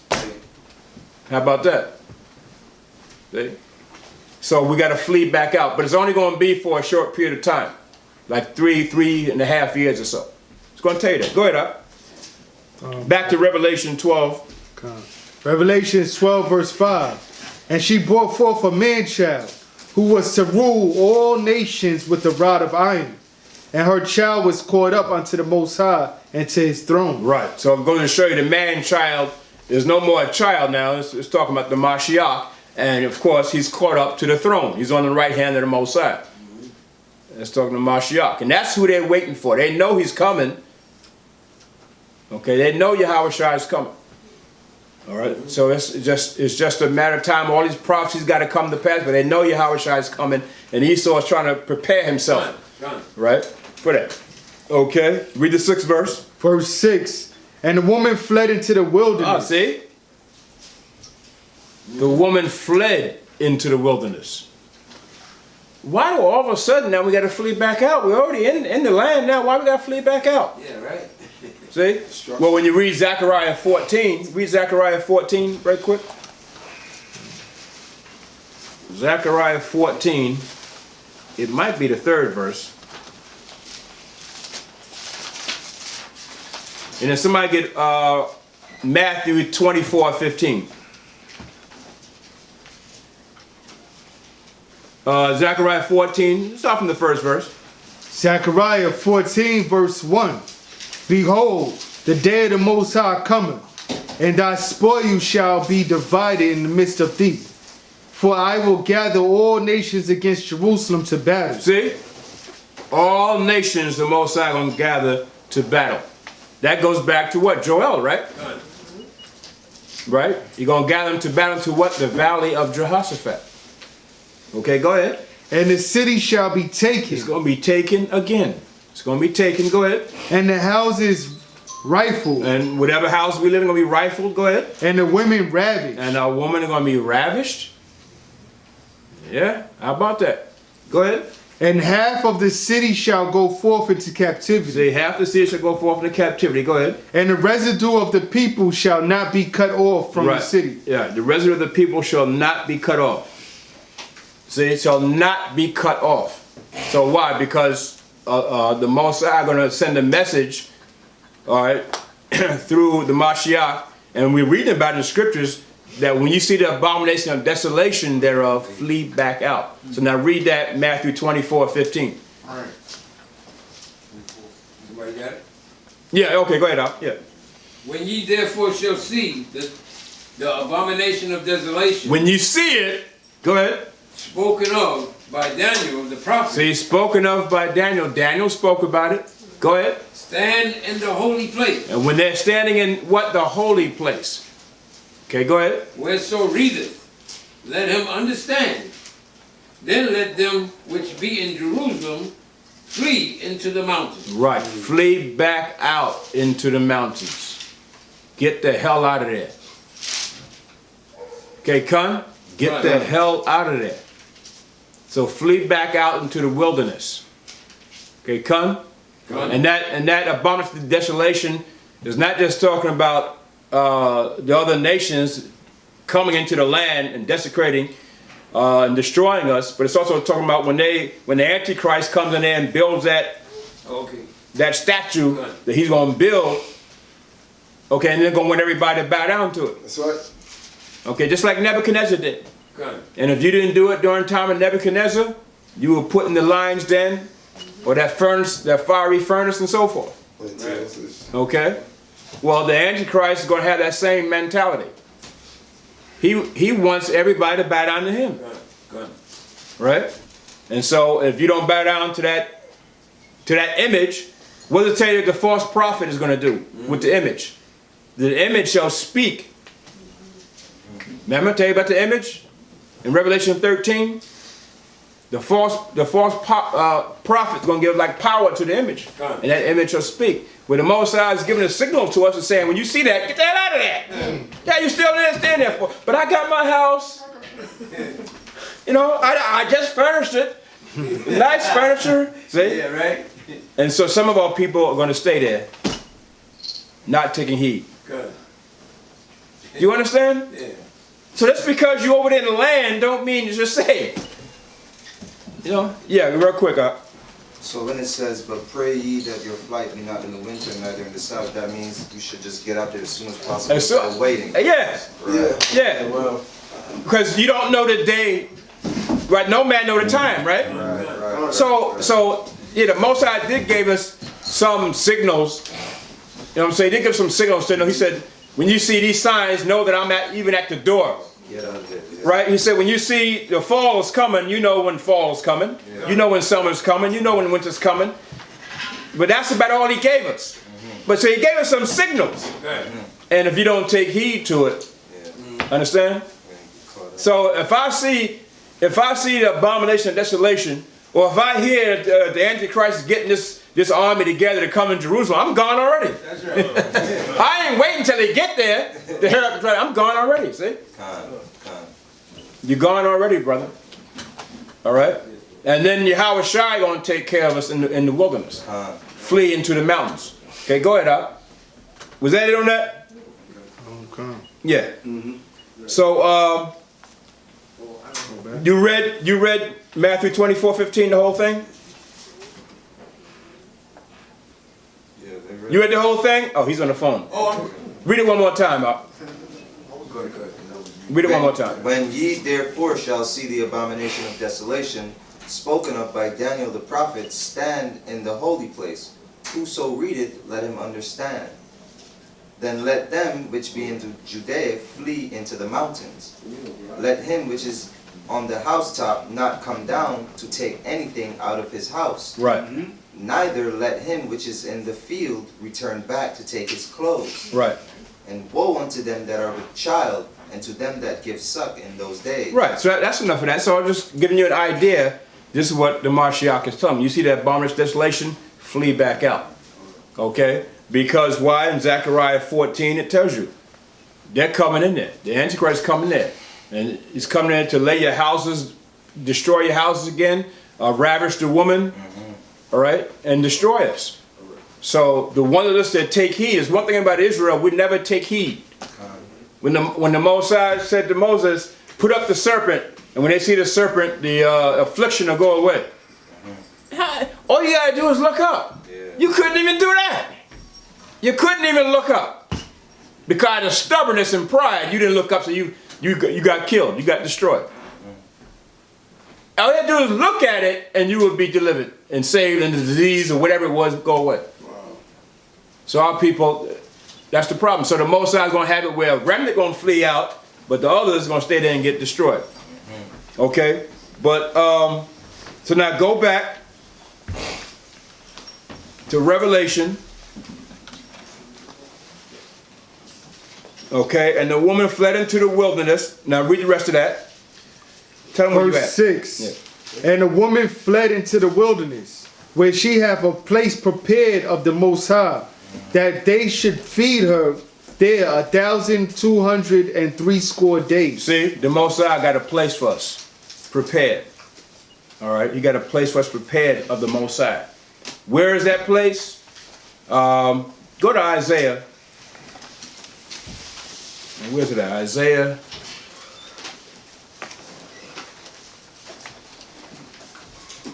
The one about the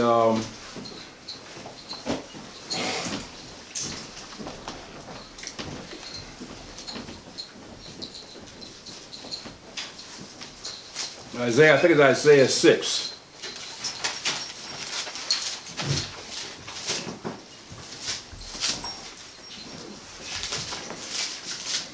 But the one he was gonna deliver us into the secret chambers.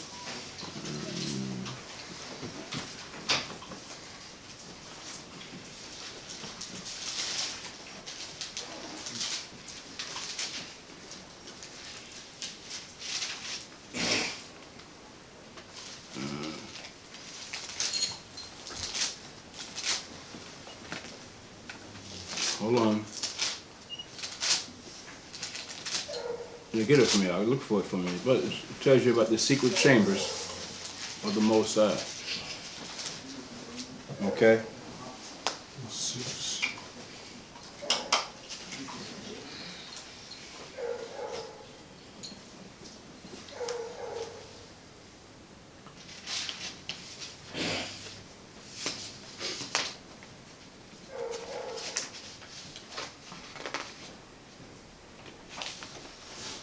Isaiah,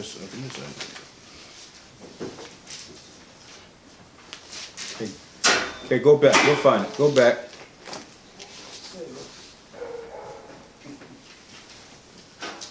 I got it here somewhere.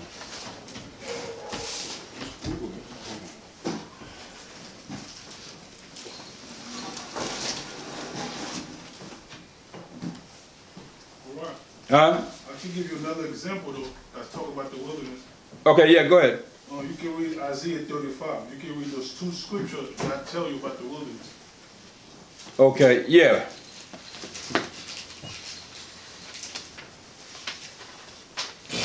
Get, okay, you can read that, and then someone get Ezekiel 20:38. Somebody read Isaiah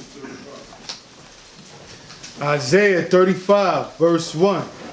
The wilderness and the solitary place shall be glad for them, and the desert shall rejoice, and blossoms as the rose. Okay, right. So it says the wilderness and the solitary place, right, shall blossom. Okay, but showing you, and because that's talking about actually when we get into the kingdom. But get to one in Ezekiel 20:38. Then we're going to go to Isaiah 26:31. Just to show you. Read that. Ezekiel 20, verse 38. And I will purge out from among you the rebels, and them that transgress against me. Okay, now read up above that. Read, let's see, 37. Let me start from 33. Okay, go ahead. Go ahead. Tell me where you at. Ezekiel chapter 20, verse 33. As I live, saith the Most High, surely with the mighty hand and with the stretched out arm and with fury poured out will I rule over you. And I will bring you out from the people and will gather you out of the countries wherein ye are scattered. There you go. With the mighty hand and with the stretched out arm and with fury poured out. There you go. Go ahead. And I will bring you into the wilderness of the people. Bring you into the wilderness of the people. Go ahead. And there will I plead with you face to face. You're going to plead with us face to face. Now the ones of us that flee into the wilderness, right, are going to be met with the ones who the Most High bring into the wilderness. Come? Alright. All right? So the one of us that are flee into the wilderness, we're going to be preserved from the face of the serpent. All right? But then, of course, the remnant of our people that are going to be delivered by the chariots and so forth, they're going to be brought to the wilderness, okay? Amongst the ones of us that are already in the wilderness. Okay, go ahead, up. Like as I pleaded with your fathers in the wilderness of the land of Egypt, so will I plead with you, saith the Most High.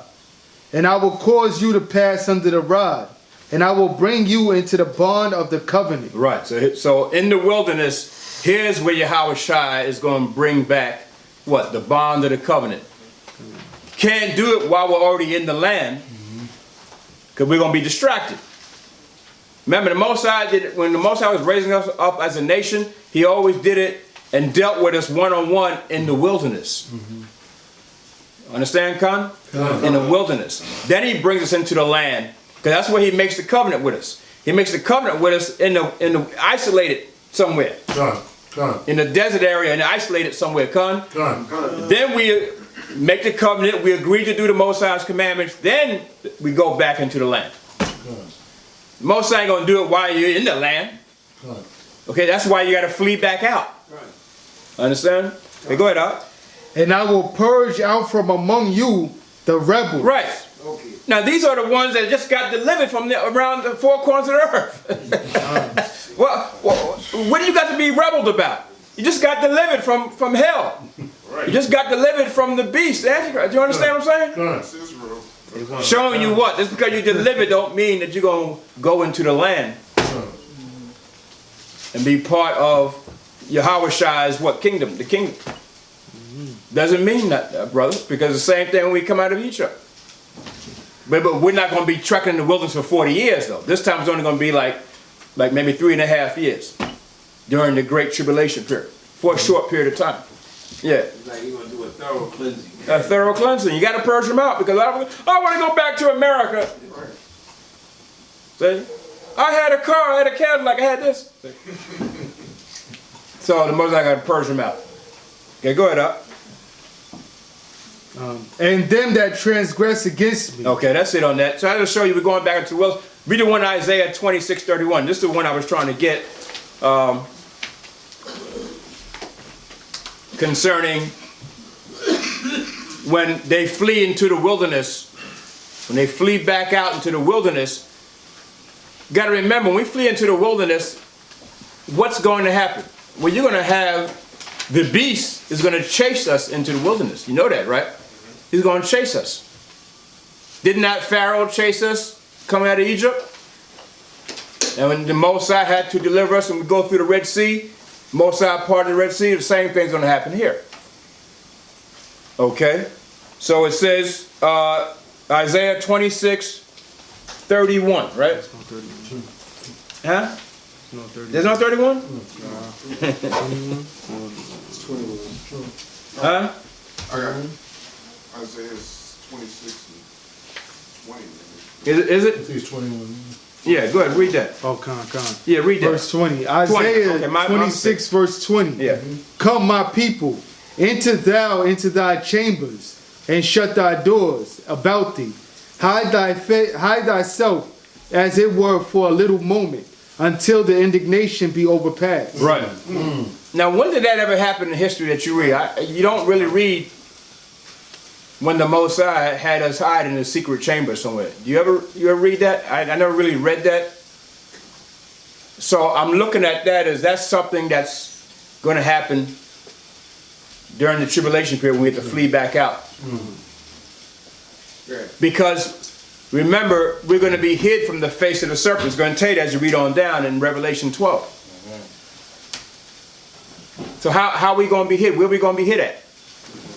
Someplace where they can't find us. Because he's going to be looking for us. Remember, Satan is going to be trying to destroy us now. His whole thing is destroy the Israelites. That's going to be his whole thing. So he's not going to want some of us to get away.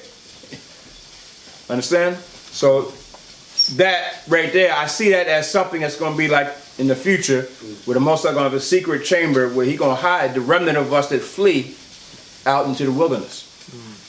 That's how the Most High going to protect us. Secret chambers. Okay? Read that one more time. Isaiah 26, verse 20. Come, my people, enter thou into thy chambers, and shut thy doors about thee. Hide thyself, as it were, for a little moment, until the indignation be overpassed. Until the indignation be overpassed. How about that? Until the indignation be overpassed. Right? Okay.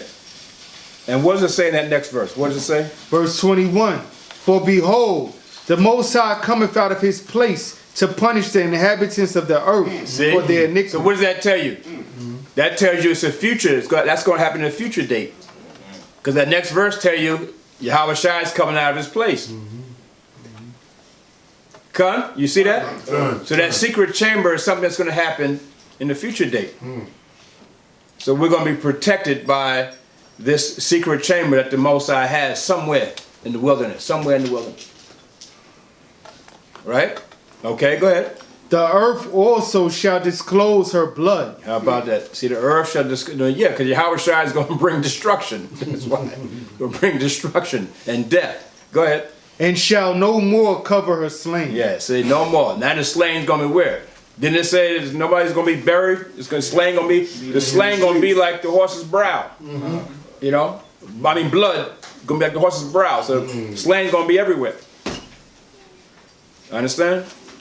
So that just gives you an idea of when we get into the wilderness, what's going to happen. So when you go back to Revelation 12, and it says that they should feed her there for how many days? For 1,203 score days. And how many days is that? 1,260. Yeah. And how many years is that?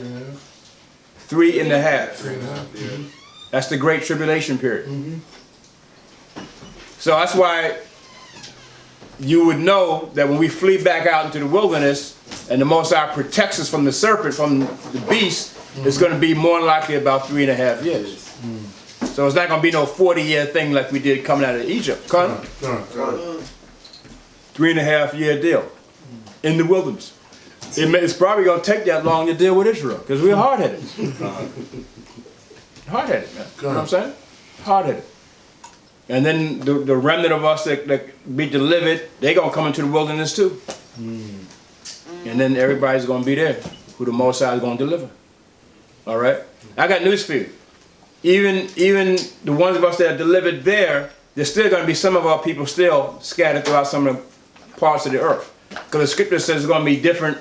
Remember, our salvation is going to be done in stages too. Some of our people are going to be delivered by the other nation. Other nations are going to bring them to Jerusalem. That's right. Scripture tell you that. All right? So it's going to be in different stages, different ways how the Most High is going to redeem Israel. Come? All right, so that's, and 1,203 score days is the same as 42 months. All right, you read that in Revelation 11 and 2. All right, the 42 months is the same as 1,203 score days, 3.5 years. It's talking about the Great Tribulation period, right? Then as you read, okay, going down to the 7th verse. And there was war in heaven. Where? War in heaven. On earth? In heaven. There's going to be a war in the spiritual world in heaven. Come? Go ahead. Michael and his angels fought against the dragon. Who did he fight against? Against the dragon. And who else? And the dragon fought and his angels. So the dragon has demonic angels with him too.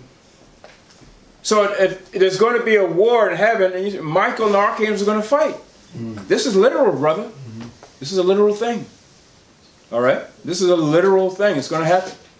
So you know, once Michael and the archangels, Yahweh Shai, commands them to begin this war in the spiritual world, where it's going to end up. How to end up in the earth, brother. Remember, it starts in the heavens, it's going to come down here in the earth. How about that? It's going to be an actual, yeah, and the angels, they're getting prepared for it too. We're the only ones not prepared for nothing.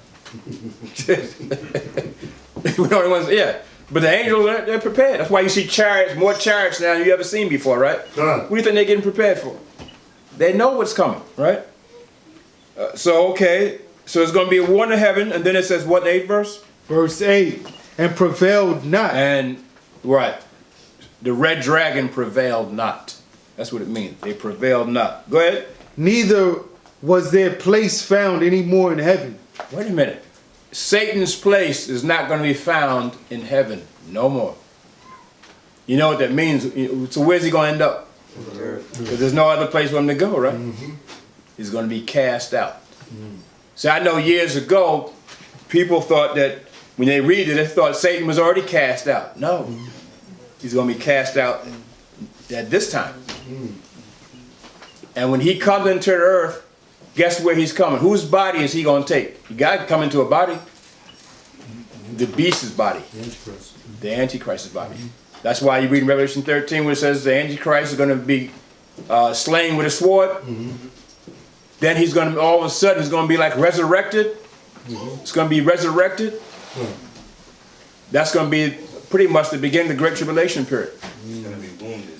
He's going to be wounded by sword and then be resurrected up. Because why? By that time, that war in heaven would have taken place and Satan would have been cast down into the earth. He's going to take the body of the Antichrist. And then that's when the ones who are not in the spirit, fully in the spirit, don't have faith, they're going to be deceived and think, oh, that's the Lord. Yeah. Think about it. They're going, oh, he's resurrected, he came to life. Yeah, see. That's why it says they're going to be damned who believe not that had not the love of the truth. Yeah. Understand? And there's going to be a lot of brothers who know they're Israelites too. How about that? See? All right. So go ahead, Up. Verse 9. And the great dragon was cast out, that old serpent called the devil and Satan. See, it gives them all those names, right? Serpent. Why say old serpent? From Genesis. Yeah, from Genesis. It's the same guy, same one, right? Nothing's changed. It's the same serpent, same devil, same demon. Eve met him. She went off. Eve met him. That old demon, she met him. Yeah, understand? And then he's the devil. He's Satan. See, go ahead. Which deceiveth the whole world. He was cast out into the earth, and his angels were cast out with him. He has to come into the earth. And those angels, those demonic angels are going to come down here, and then it's going to be the Great Tribulation period, brother. Remember Jacob's trouble? You're going to cry as a woman in travail? Because Satan knows he had but a short time then. When he comes into the earth, and comes into the earth, and then you can't go back up there now. That's it. He's coming for wrath, brother. Death, destruction, bloodshed. He's coming for wrath. Okay? Go ahead, Up. Verse 10. And I heard a loud voice saying in heaven, now is come salvation and strength and the kingdom of our power. Why? Why is now, once they cast Satan down, why is it now? Because why? That the dragon is no more up there. It's no more in that spiritual world. It's cast down. No more up there now. Okay, that's why the angels are saying that. All right? Go ahead, Up. And the power of his Hamashiach. The anointed, see? Full power of righteousness, wisdom, knowledge, everything. Full power of Yahushua, because Satan is not there anymore. Come? Okay, go ahead, Up. For the accuser of our brethren is cast down. Yeah, how about that? Who accuses you before the Most High? Satan? Satan. Look, Yahweh, they sinned. They broke your covenant. See? Not the white man, not the leaders of the earth. They broke your covenant. They were your people. They did this, they did that. See, that's Satan.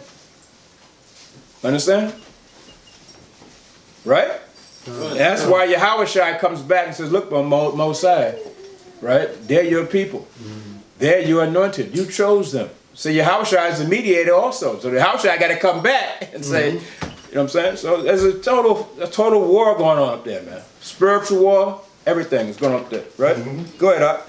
Which accused them before our power day and night. Yeah, how about that? Every day, Satan accuses you to the Most High. And you talking about you don't need prayer, you shouldn't pray. He prays every day against you. Every day, every hour, brother. Satan prays against you.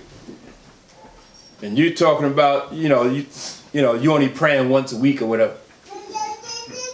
Yeah, you should pray every single solitary day, 3, 4, 5, 6, 7 times a day. 7 times. Because Satan don't rest against you. How about that? Okay, go ahead, Up. And they overcame him by the blood of the Lamb. How do we overcome? By the blood of the Lamb. That is the only way. So if you got some other kind of way, I know it's not going to work. I don't care what it is. I don't care what it is. You got some other kind of way, I know it's not going to work. Because it says only by the blood of the Mashiach Yahushua. That's the only way. So, you know, all people got ideas, right? They got all kinds of politics. They got all kinds of ideas. You got the Black Panthers. They got ideas. Everybody got an idea how they overcome.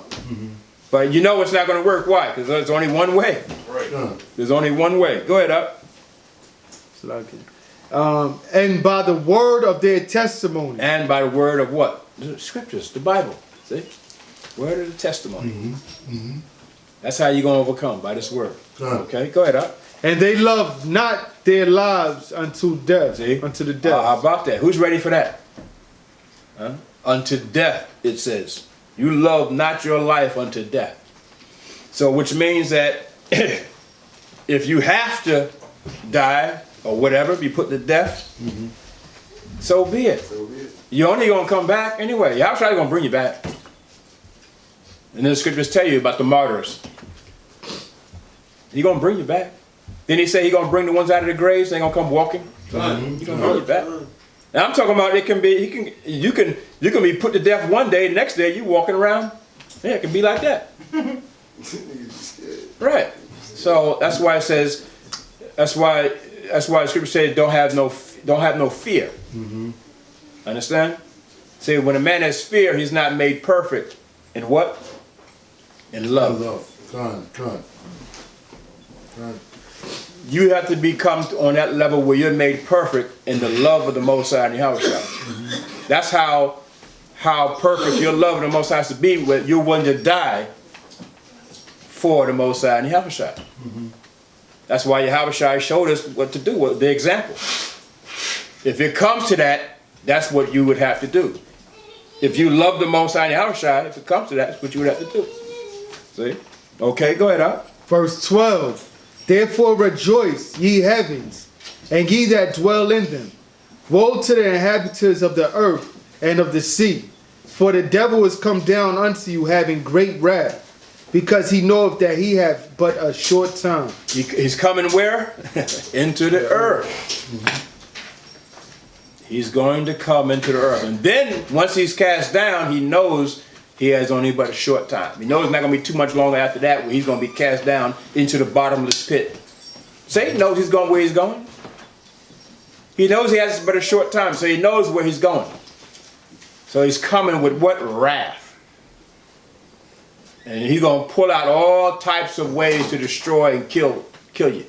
Okay? Okay, go ahead, Doc.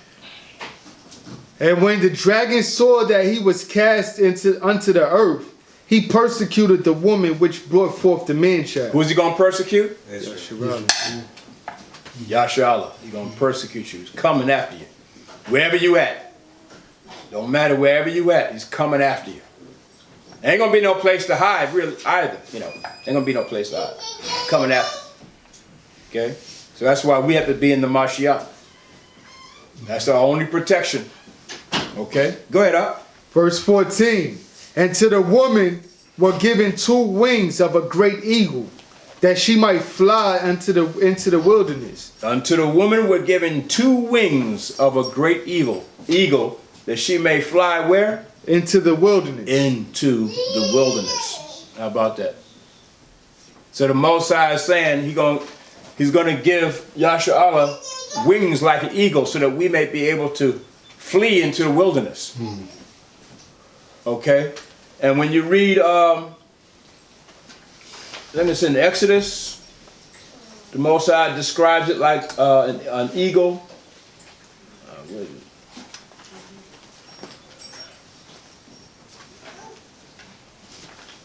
it? It's in Exodus. Who delivered us on eagle's wings? Yeah. You know where that's at? I remember the scripture I'm trying. Yeah, he delivered us on eagle's wings. Well, if you can find that, that just gives you an example how the Most High delivered us, like on eagle's wings. Okay. But let's read on down. But that gives you an example how the Most High gonna deliver us. All right, just like on eagle's wings. Read 14 again. Revelations 12 verse 14. Exodus 19:4. Yeah, read that for us. It says, "Ye have seen what I did unto the Egyptians, and how I bare you on eagle wings and brought you unto myself. See? So now when you read Revelation, right, 12 and 14, now you get a good picture of what the Most High is talking about, how He's going to deliver us. And to the woman were given 2 wings of a great eagle. Con? Okay. That she may fly where? Into the wilderness. Into the wilderness. So we showed you earlier all the scriptures you can go to concerning the wilderness, especially the one in Ezekiel 20, 38, or 33 on down to 38. Into the wilderness. So show you we're going back into the wilderness. Into her place where she is what? Nourished. She is nourished. So we read about what? Isaiah 20, was it 29 and 20? By the secret chambers, where she is nourished for how long? 26. A time, times, with an S on it, and half a time. From where? On the face of the serpent. A time, times, and half a time is what? 3.5 years again. 42 months, 3.5 years. 1,203 score days, 3.5 years. A time, times, and half, 3.5 years. How long are we going to be in the wilderness? 3.5 years. From the face of the serpent. And the Most High is going to hide us in the secret chambers so that the serpent won't get us. Okay, go ahead, Up. You understand that, Con? Go ahead, Up. Verse 15. And the serpent cast out of his mouth water as a flood after the woman, that he might cause her to be carried away of the flood. Right, how about that? So the serpent's going to chase into the wilderness, just like Pharaoh chased the Israelites into the wilderness, and then we came to the Red Sea and the Most High to deliver us. So the serpent's going to have spiritual power, right? He's going to have power. And he's going to cast out of his mouth water as like a flood. But this is not necessarily water itself. It could be anything the serpent decide or the beast decide that he want to use to try to stop us. Destruction. Understand? You ever see that movie, The Mummy? How the mummy would just use anything to get his work done? He'll use the wind, he'll use the sand, he'll use whatever. Even the beetles. Okay. Okay, because remember, the beast is going to have a certain amount of spiritual power. Huh? Okay? They're going to have spiritual power. The false prophet, they're going to have spiritual power. Right? So they're going to try to do certain things to stop us in the wilderness. But go ahead, Up. Verse 16. And the earth helped the woman, and the earth opened her mouth and swallowed up the flood which the dragon cast out of his mouth. How about that? So the dragon cast out of his mouth. So it says the earth going to help the woman. The earth is going to help Yasharahla, which means the Most High is going to do what? What the Most High, when we came to the Red Sea, when we come out of Egypt, what happened? How did the earth help us? The Most High opened up the Red Sea and we walked through it. So the Most High is going to do similar things to help the woman, to help Yasharahla, to help Israel escape from the serpent. Con? Whatever that's going to be, but the Most High knows. Understand? Could be the Most High might have us walk through a mountain. I don't know. We never know what it is. You never know. But the Most High said the earth is going to help us. And it's going to be by the power of the Most High, as we know. Okay, finish that up. Verse 17. Well, Revelation 12, verse 17. And the dragon was wroth with the woman and went to make war with the remnant of her seed. See? Now, because he can't get to the ones that fled into the wilderness, because the Most High in Yahushua is going to help us, what's the serpent going to do now? The beast. He's going to go to the remnant of the seed that are where? Scattered throughout the rest of the earth. And he's going, go ahead, let's finish it. Which keep the commandments of the Most High and have the testimony of Hamashiach Yahushua. That's what he's going to do. So now he's going to come at the ones who are probably still left, wherever we left at. He's coming after. Understand? He couldn't get that particular a part of Israel. So he gonna come after the ones that are now to the left, that keep the commandments of the Most High and Yahushua. Yeah. Understand? So with that, we'll say shalom. All right. And Yahweh Barak Shem Yahushua Barak. Okay. All right. Okay.